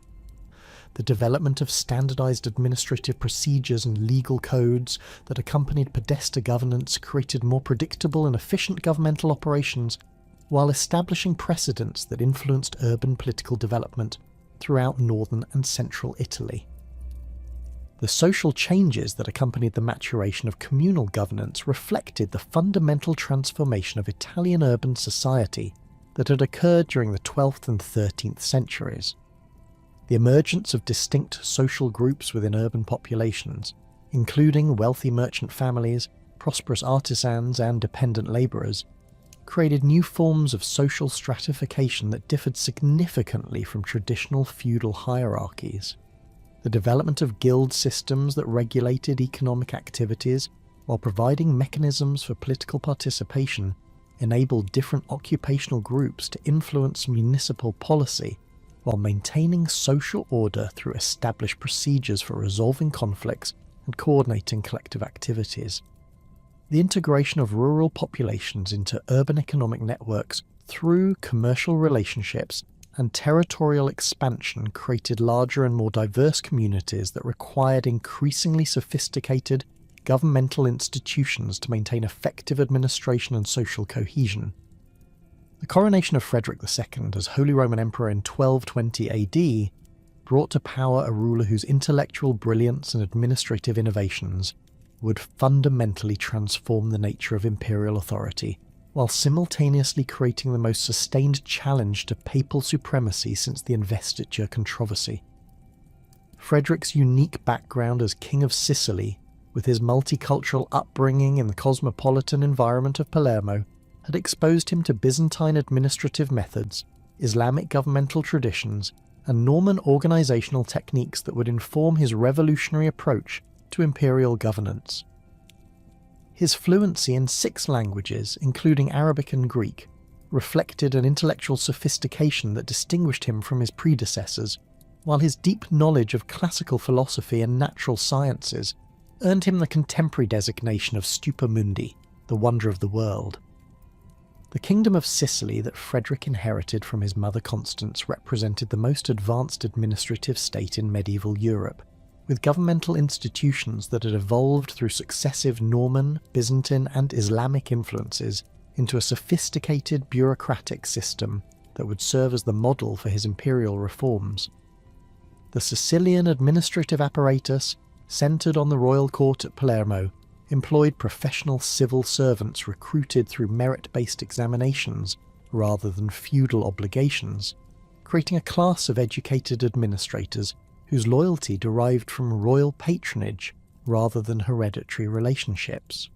The kingdom's financial system, based on comprehensive land surveys and standardized taxation procedures, generated revenues that far exceeded those available to other medieval rulers while supporting military forces and construction projects that demonstrated the practical advantages of centralized governmental control.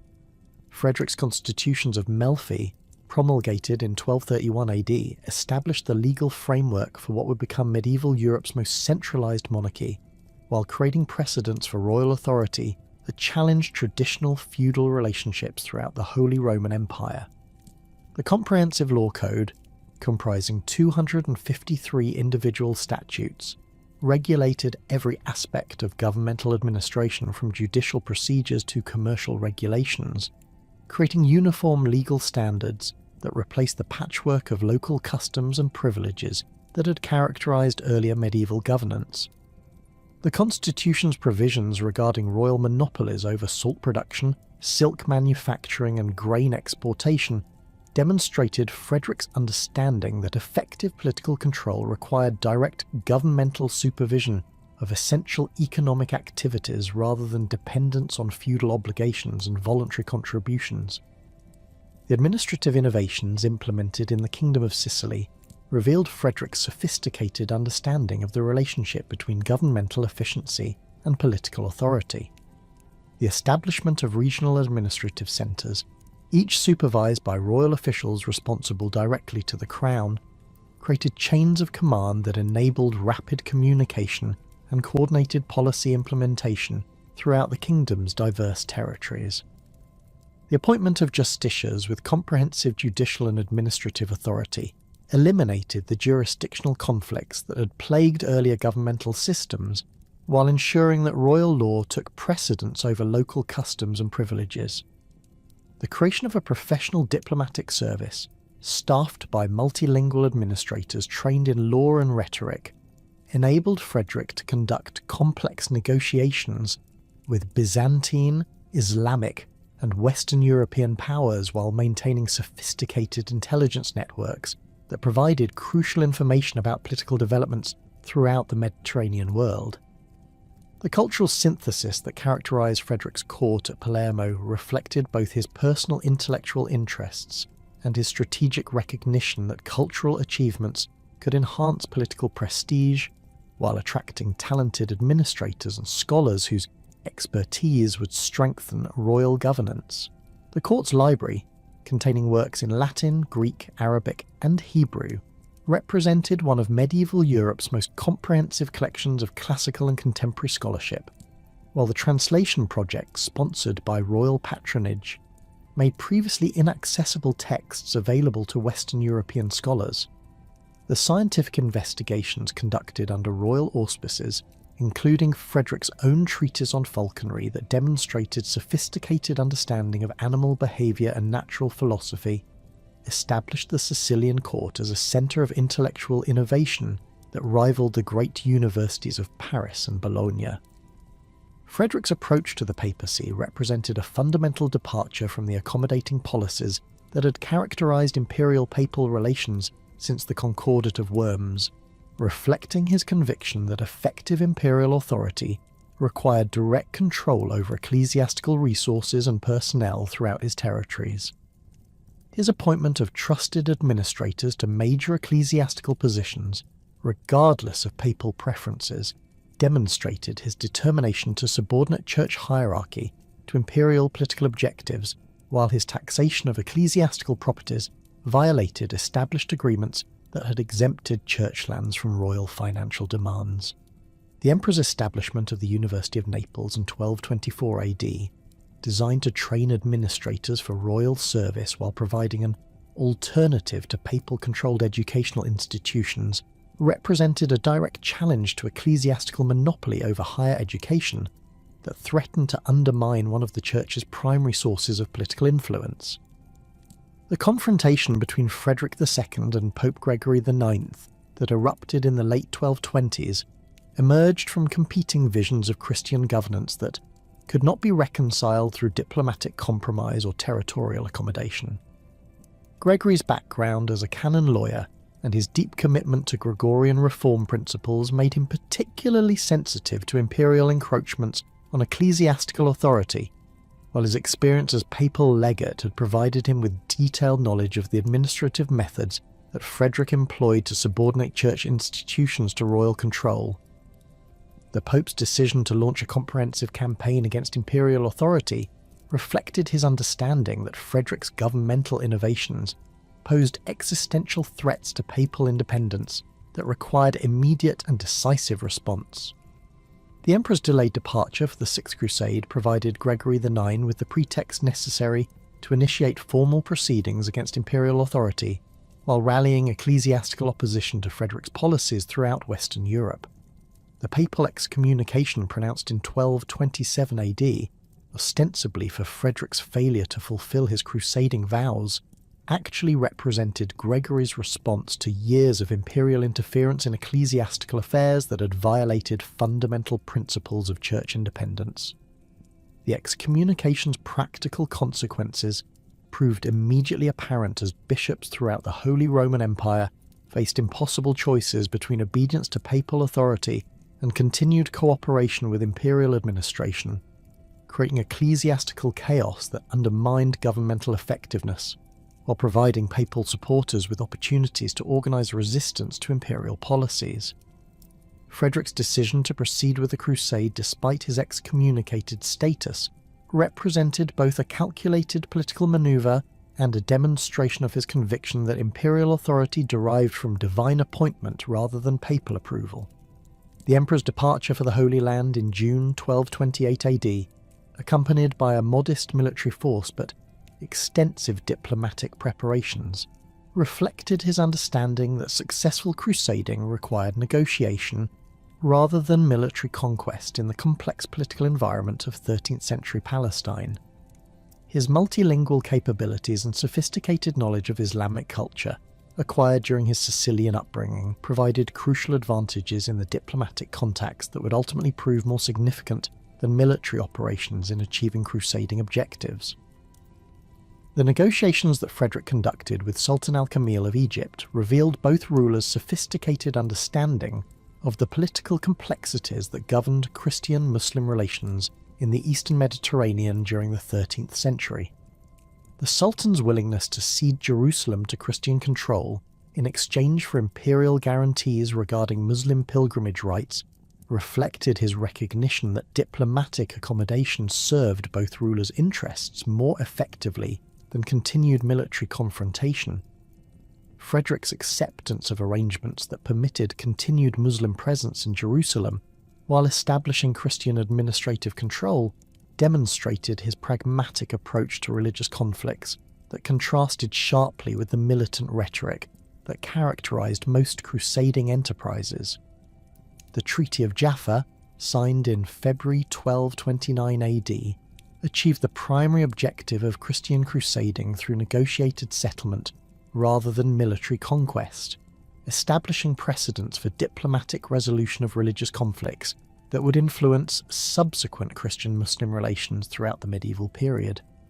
The imperial coronation that Frederick conducted in the Church of the Holy Sepulchre on March 18, 1229 AD, represented an unprecedented assertion of imperial authority that directly challenged papal claims to supremacy over Christian rulers. The ceremony, conducted without ecclesiastical participation due to Frederick's excommunicated status, involved the emperor placing the crown of Jerusalem upon his own head while proclaiming his divine appointment as protector of Christian interests in the Holy Land.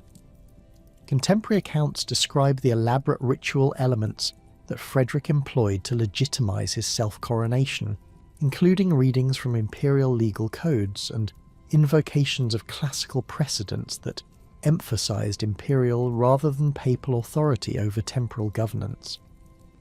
The coronation's symbolic significance extended far beyond its immediate political consequences, establishing precedents for royal independence from ecclesiastical approval that would influence subsequent developments in church-state relations throughout Western Europe.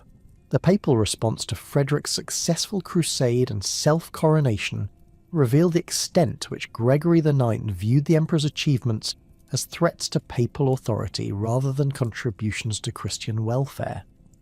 The Pope's condemnation of the Jerusalem settlement, despite its restoration of Christian control over Christianity's holiest sites, demonstrated his conviction that imperial success achieved without papal approval undermined ecclesiastical supremacy more than military failure would have damaged Christian interests. Gregory's organisation of military campaigns against imperial territories in southern Italy, while Frederick remained in the Holy Land, represented the most direct papal challenge to imperial authority since the investiture controversy, transforming religious conflicts into territorial warfare that would devastate Italian communities throughout the 1230s. The military campaigns that characterised the renewed imperial-papal conflict revealed both the sophisticated military technologies that had developed during the early 13th century and the devastating consequences of prolonged warfare for a territorio. Italian urban and rural populations, Frederick's forces, returning from the successful crusade with enhanced prestige and military experience, employed siege engines and fortification techniques that reflected both classical engineering principles and contemporary innovations developed through contact with Byzantine and Islamic military traditions. The imperial army's systematic reduction of papal strongholds throughout the Papal States demonstrated the effectiveness of coordinated siege operations supported by comprehensive logistical planning, while the destruction of urban centres and agricultural infrastructure illustrated the brutal realities of medieval warfare when conducted without restraint by competing authorities. The Battle of Cortenuova in November 1237 AD represented the decisive military engagement that established Frederick's dominance over the revived Lombard League, while demonstrating the continued effectiveness of imperial military organisation against communal forces. The engagement began when Frederick's army, advancing through the Po Valley toward Milan, encountered League forces positioned near the Oglio River in a defensive formation designed to exploit the marshy terrain that limited cavalry manoeuvres. The imperial forces, comprising approximately 15,000 men including German heavy cavalry, Sicilian infantry and Saracen archers, initially faced tactical disadvantages due to the unfavourable terrain and the League's superior numbers. However, Frederick's tactical innovations, including the coordinated use of crossbow units and mobile field fortifications, gradually disrupted the League's defensive positions, while inflicting severe casualties on communal forces. The capture of the Milanese Carroccio during the Cortenuova battle provided Frederick with both practical military advantages and enormous symbolic prestige that enhanced imperial authority throughout northern Italy. The massive war wagon, defended by the most experienced fighters from Milan and other League cities, had served as the focal point for communal resistance until imperial forces succeeded in overwhelming its defenders through sustained assaults supported by siege engines. Frederick's decision to transport the captured Carroccio to Rome as a gift for the Roman people represented a calculated political gesture designed to demonstrate imperial victory while appealing to Roman civic pride that had often conflicted with papal political objectives. The triumphal procession that accompanied the Carroccio's arrival in Rome, complete with captured League standards and prominent prisoners, evoked memories of classical imperial celebrations while asserting Frederick's claims to legitimate succession from ancient Roman emperors. The administrative reforms that Frederick implemented throughout northern Italy following his military victories revealed his determination to create uniform governmental systems that would eliminate the autonomous institutions that had enabled communal resistance to imperial authority. The appointment of imperial podesta to replace elected, communal officials represented a systematic attempt to subordinate urban governance to imperial oversight, while maintaining the administrative expertise that had made Italian cities prosperous and efficient. The standardization of legal procedures, taxation systems, and commercial regulations created predictable governmental environments that facilitated economic activity, while ensuring that municipal resources would support imperial rather than local political objectives. The establishment of imperial courts with jurisdiction over major criminal and commercial cases eliminated the judicial autonomy that had been fundamental to communal independence, while creating appeals procedures that ultimately led to imperial rather than papal authority. The cultural policies that Frederick pursued during the height of his power reflected both his personal intellectual interests and his strategic understanding that cultural achievements could legitimize imperial authority while attracting talented individuals whose expertise would strengthen governmental administration. The poetic compositions produced at the imperial court, written in vernacular Italian rather than Latin, represented some of the earliest examples of sophisticated literary expression in the Italian language, while demonstrating the emperor's commitment to cultural innovation that transcended traditional linguistic boundaries. The scientific investigations sponsored by imperial patronage, including astronomical observations and medical research, established precedents for governmental support of intellectual inquiry that would influence subsequent developments in European scholarship while providing practical knowledge that enhanced administrative effectiveness. The architectural projects undertaken during Frederick's reign demonstrated both the enormous resources that his governmental innovations had generated and his sophisticated understanding of the relationship between monumental construction and political prestige. The construction of Castel del Monte in Apulia, with its unique octagonal design and elaborate mathematical proportions, reflected Frederick's knowledge of classical architectural principles while incorporating defensive features that acknowledged the military realities of 13th century warfare. The castle's innovative design, combining residential comfort with military functionality, created architectural synthesis that influenced subsequent castle construction throughout Europe while serving as a visible symbol of imperial power that demonstrated Frederick's ability to undertake massive construction projects despite ongoing military conflicts. The emergence of the Guelph and Ghibelline factional system during Frederick's reign represented the institutionalization of political divisions that would dominate Italian urban politics for the remainder of the medieval period. The terms, derived from the German names Welf and Weiblingen associated with competing imperial dynasties, evolved into comprehensive ideological frameworks that encompass not only attitudes toward imperial and papal authority, but also positions on commercial policy, social organisation, and cultural development. Cities that adopted Guelph identifications typically supported papal political objectives while favouring commercial expansion and urban autonomy, whereas Ghibelline communities generally endorsed imperial authority while emphasising territorial consolidation and hierarchical social organisation. The factional conflicts that erupted throughout northern and central Italy during the 1240s revealed the extent to which Frederick's policies had polarised Italian political opinion, while creating opportunities for local rivals to pursue their conflicts within broader ideological frameworks. The warfare between Guelph and Ghibelline cities involved not only military confrontations, but also economic boycotts, diplomatic isolation, and cultural competitions that affected every aspect of Italian urban life. Archaeological evidence from this period reveals the construction of elaborate fortifications and the destruction of commercial infrastructure that demonstrated both the intensity of factional conflicts and their devastating consequences for Italian economic development. The factional system's persistence throughout subsequent centuries indicated that Frederick's reign had created political divisions that transcended immediate imperial-papal conflicts while establishing enduring patterns of Italian political competition. The death of Pope Gregory IX in August 1241 AD created opportunities for diplomatic resolution of the imperial-papal conflict that had devastated Italy throughout the previous decade, though the deep ideological divisions that had developed during years of warfare made comprehensive reconciliation extremely difficult to achieve.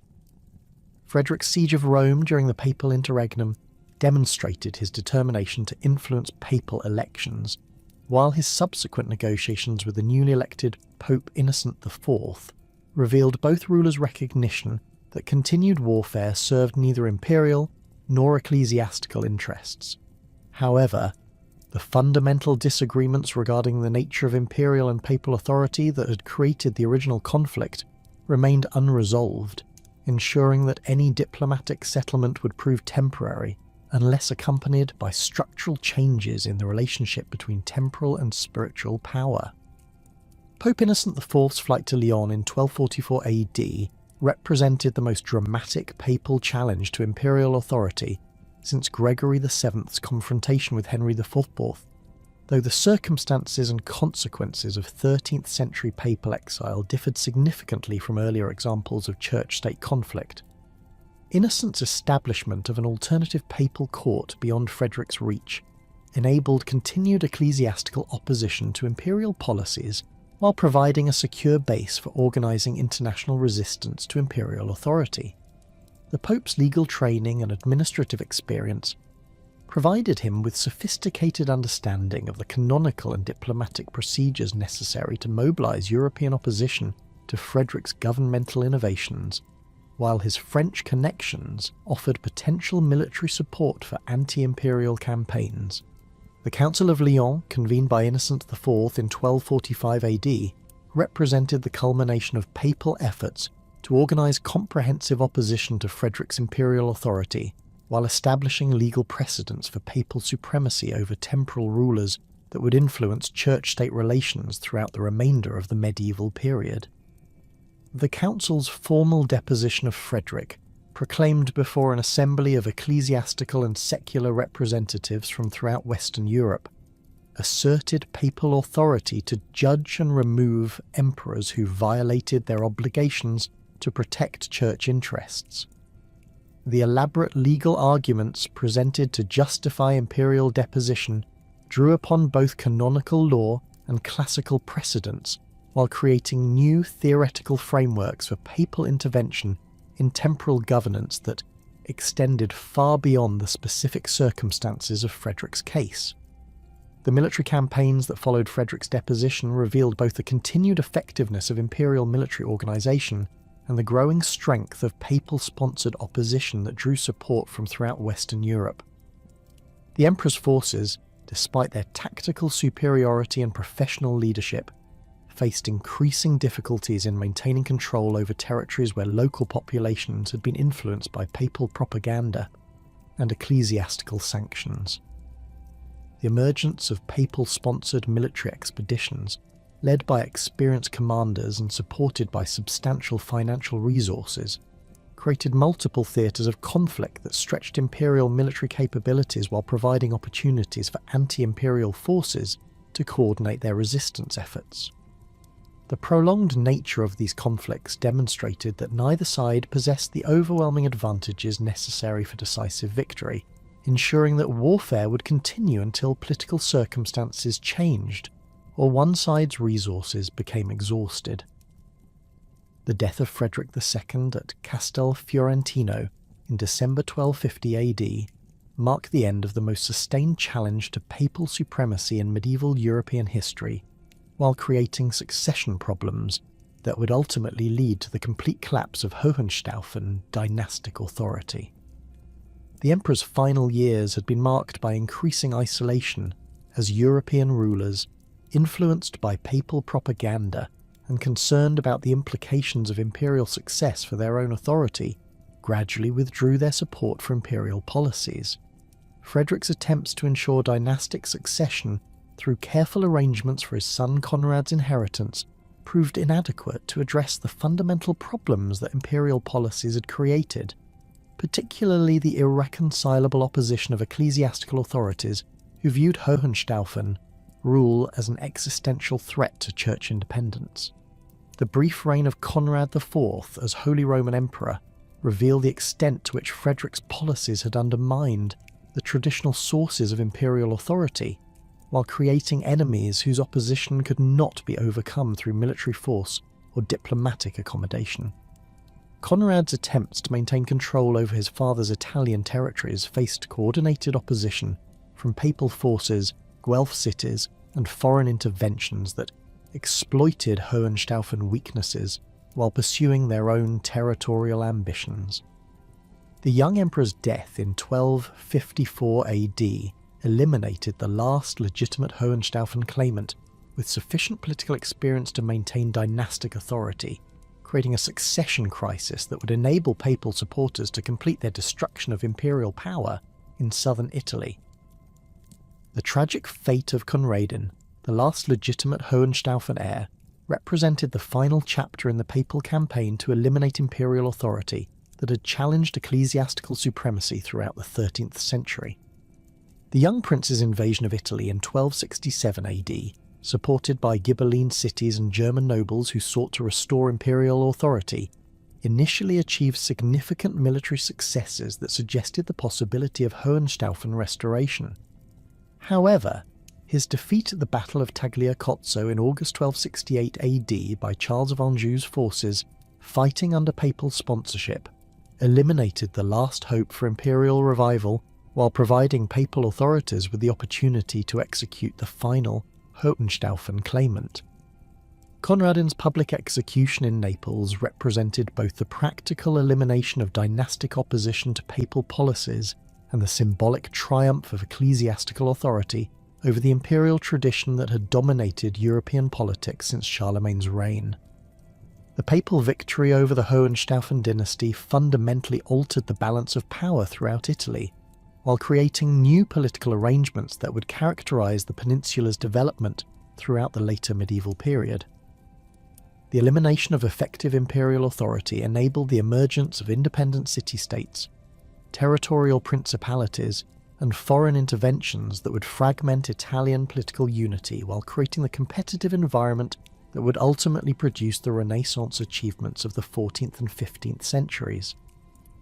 The papacy's success in destroying imperial opposition had demonstrated the effectiveness of sustained ecclesiastical resistance to temporal authority, though the methods employed in achieving this victory had also revealed the extent to which spiritual institutions had become involved in purely political conflicts that compromised their religious mission and moral authority. The execution of Conradin in Naples had eliminated the last vestige of Hohenstaufen imperial authority, but the papal victory that seemed so complete in 1268 AD would prove Pyrrhic within decades. The very success of ecclesiastical resistance to imperial power had created a political vacuum throughout northern and central Italy that would be filled not by strengthened papal governance, but by ambitious local strongmen whose rise would fundamentally transform the Italian political landscape.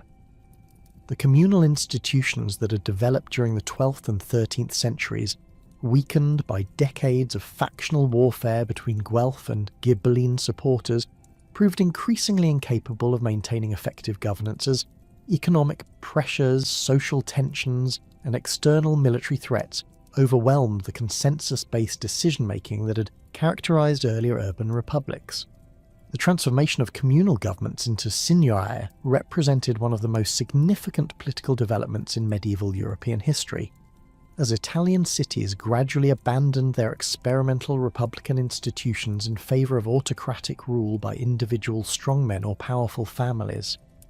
This transition occurred not through dramatic coups or foreign conquest, but through the gradual concentration of emergency powers in the hands of individuals who possessed the military resources and administrative expertise necessary to address the crises that overwhelmed traditional communal governance.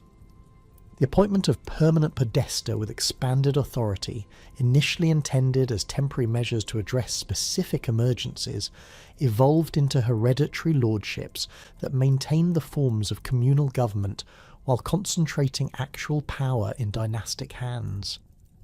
The Visconti family's rise to dominance in Milan exemplified the sophisticated methods through which ambitious families transformed temporary military commands into permanent territorial lordships. Ottone Visconti's appointment as Archbishop of Milan in 1262 AD provided him with both spiritual authority and substantial temporal resources that enabled him to organise effective resistance to the Torriani family, who had dominated Milanese politics during the preceding decades.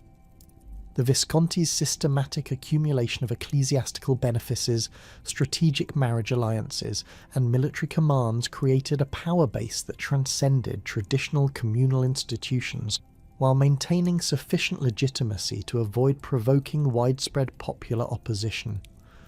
Ottone's nephew Matteo Visconti's appointment as imperial vicar in 1294 AD formalised the family's control over Milan while providing legal justification for their exercise of autocratic authority that bypassed communal assemblies and traditional consultation procedures. The administrative innovations implemented by the Visconti during their consolidation of power revealed sophisticated understanding of the relationship between effective governance and political legitimacy in late medieval urban environments.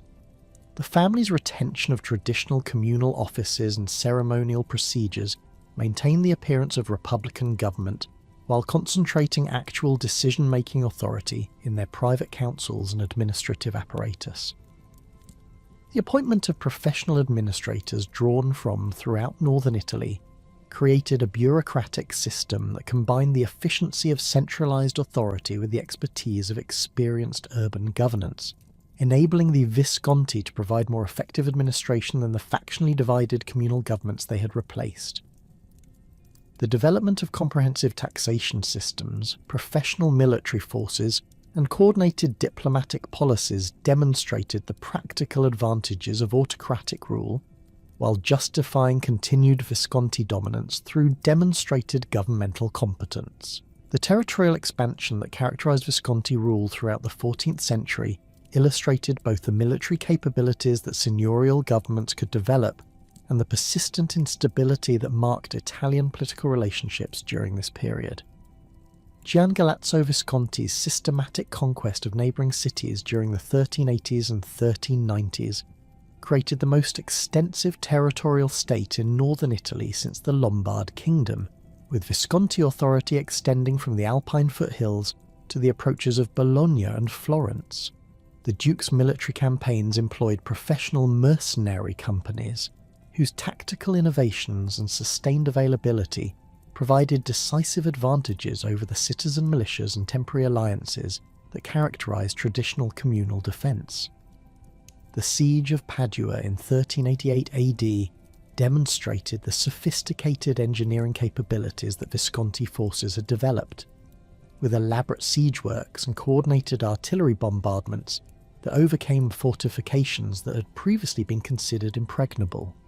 The Scaligeri family's control over Verona and the eastern Veneto represented a different model of seigneurial development, based on the systematic exploitation of the city's strategic position, controlling alpine trade routes, and its agricultural hinterland's exceptional productivity. Mastino I della Scala's rise to power during the early 13th century had emerged from his family's traditional role as leaders of the Ghibelline faction in Verona's factional conflicts, but his successors transformed this partisan leadership into comprehensive territorial authority that extended throughout the Veneto and into Lombardy. The Scaligeri court at Verona became renowned throughout Europe for its cultural patronage and architectural achievements, with the family's elaborate tomb monuments and palace complexes demonstrating both their enormous wealth and their sophisticated understanding of the relationship between artistic patronage and political prestige. Can Grande, the Della Scala's military campaigns during the early 14th century, reveal the extent to which seigneurial rulers could mobilise resources for sustained territorial expansion, while maintaining the internal stability necessary for continued economic prosperity. His conquest of Vicenza, Padua and Treviso created a regional state that controlled much of northeastern Italy, while his diplomatic relationships with other seigneurial families established networks of mutual support that provided security against external threats. The Scaligeri military organisation combined traditional feudal levies with professional mercenary companies and innovative siege technologies that enabled them to conduct successful campaigns against both communal forces and rival seigneurial armies. Archaeological evidence from Scaligeri fortifications reveals sophisticated defensive architecture that incorporated both traditional medieval castle design and innovative artillery-resistant features that reflected the changing nature of 14th century warfare. The Este family's dominance over Ferrara and the surrounding Po Delta region demonstrated how seigneurial rulers could exploit specific geographical advantages and economic opportunities to create stable territorial states despite limited initial resources.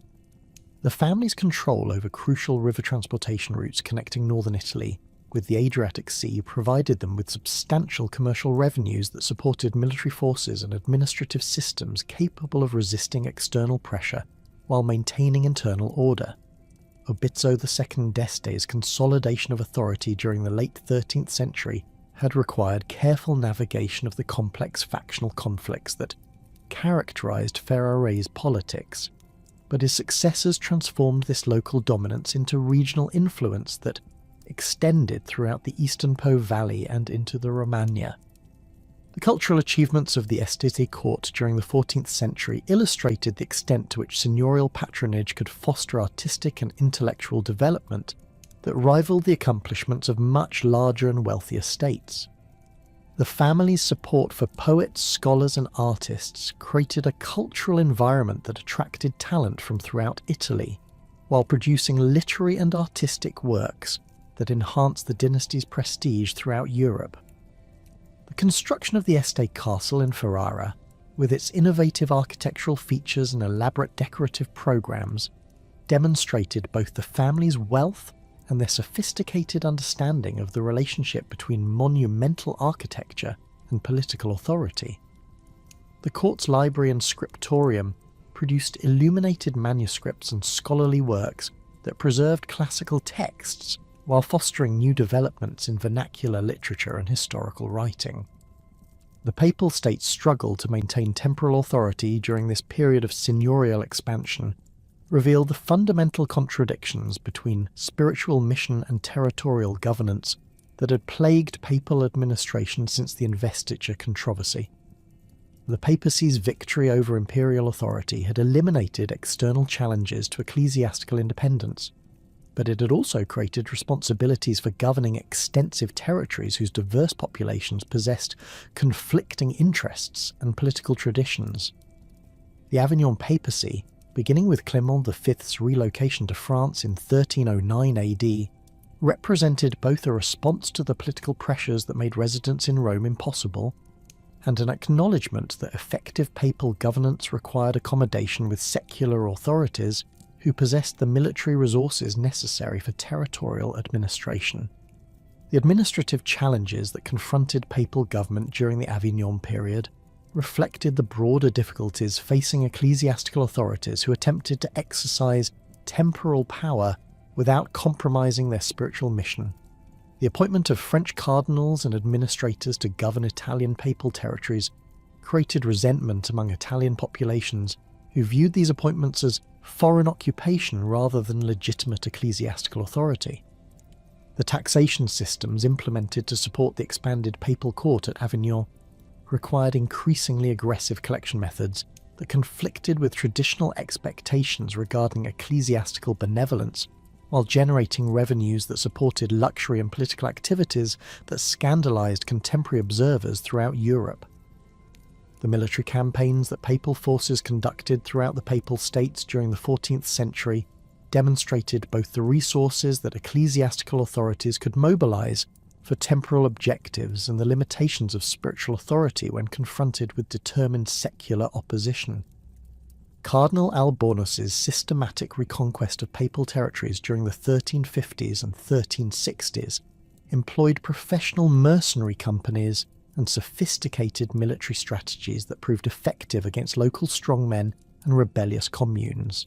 But these successes required methods and expenditures that raised fundamental questions about the compatibility of spiritual leadership with territorial conquest. The construction of elaborate fortifications throughout the Papal States, including the massive fortress at Spoleto and the reconstructed walls of numerous cities, provided security for papal administration while creating visible symbols of ecclesiastical temporal power that impressed contemporary observers, but also attracted criticism from reform-minded clergy who questioned the appropriateness of such military expenditures. The Great Western Schism that erupted in 1378 AD represented the culmination of the political and administrative problems that had been developing within ecclesiastical governance throughout the 14th century. The election of competing popes at Rome and Avignon created a crisis of authority that extended far beyond ecclesiastical administration to affect political relationships throughout Europe as secular rulers were forced to choose between rival claimants to papal authority. The schism's impact on Italian political development proved particularly significant, as the competing papal court sought support from different seigneurial families and communal governments, creating new opportunities for territorial expansion and political manoeuvring that further fragmented Italian political unity. The military conflicts that accompanied the Great Schism revealed the extent to which spiritual authority had become subordinated to political calculations, as competing papal courts employed mercenary armies and diplomatic alliances to advance their territorial claims. The siege of Rome by forces supporting the Avignon papacy in 1379 AD involved elaborate military operations that differed little from contemporary secular warfare, with both sides employing professional soldiers and sophisticated siege technologies to achieve political objectives. The devastation inflicted on Italian territories during these ecclesiastical conflicts demonstrated that spiritual authority provided no protection against the brutal realities of medieval warfare when competing religious authorities pursued their disputes through military means. Venice's territorial expansion during this period represented the most successful example of republican institutions adapting to the challenges of governing extensive mainland territories while maintaining the commercial focus that had created the Republic's prosperity. The Venetian conquest of Padua in 1405 AD marked the beginning of systematic terra firma expansion that would transform the Maritime Republic into one of Italy's most powerful territorial states. The administrative systems developed to govern these mainland acquisitions combined traditional Venetian commercial expertise with innovative approaches to territorial administration that preserved local autonomy while ensuring Venetian political control. The appointment of Venetian nobles as governors of subject cities created career opportunities for the Republic's aristocracy, while providing experienced administration that maintained order and prosperity throughout the expanded Venetian state. The military innovations that enabled Venetian territorial expansion reflected both the Republic's substantial financial resources and its sophisticated understanding of contemporary warfare. The development of professional military forces, including both traditional galley fleets and innovative artillery units, provided Venice with capabilities that exceeded those of most seigneurial states, while maintaining the flexibility necessary for operations in diverse geographical environments. The Siege of Padua demonstrated Venetian mastery of contemporary military technology, with coordinated artillery bombardments and systematic siege works that overcame fortifications that had previously resisted much larger armies. The integration of mainland military resources with traditional maritime capabilities created a combined military system that enabled Venice to project power throughout northeastern Italy, while maintaining its dominant position in Mediterranean commerce. The cultural and artistic flowering that characterized late medieval Italy provided the intellectual and creative foundation for the Renaissance achievements that would distinguish Italian civilization throughout the early modern period. The patronage systems developed by seigneurial courts, papal administration, and wealthy merchant families created unprecedented opportunities for artistic and literary expression, while fostering intellectual environments that encouraged innovation and experimentation. The emergence of vernacular literature as a sophisticated medium for serious artistic expression reflected both the growing cultural confidence of Italian urban populations and the practical requirements of governing diverse territories whose inhabitants possessed different linguistic traditions. Dante Alighieri's Divine Comedy represented the culmination of medieval Italian literary achievement while establishing precedents for vernacular expression that would influence European literature for centuries. The poem's sophisticated theological framework, combined with its detailed engagement with contemporary political issues, demonstrated the potential for vernacular literature to address the most serious intellectual and spiritual questions while remaining accessible to educated audiences throughout Italy. Dante's innovative use of Italian rather than Latin for serious literary expression reflected his conviction that vernacular languages possessed the flexibility and precision necessary for complex artistic achievement, while his detailed descriptions of contemporary political figures and events provided unprecedented insight into the factional conflicts and personal rivalries that characterized Italian political life during the early 14th century. Petrarch's development of humanist intellectual methods represented a fundamental transformation in European scholarly traditions that would provide the theoretical framework for Renaissance cultural achievements. His systematic study of classical texts, combined with his innovative approaches to textual criticism and historical analysis, established new standards for scholarly accuracy while demonstrating the relevance of ancient wisdom for contemporary problems. Petrarch's extensive correspondence with political leaders, scholars, and artists throughout Europe created intellectual networks that facilitated the exchange of ideas while establishing his reputation as one of the most influential thinkers of his generation. His sonnets and other vernacular poetry demonstrated the potential for Italian literary expression to achieve artistic sophistication that rivaled classical models while addressing contemporary themes and emotions with unprecedented psychological depth.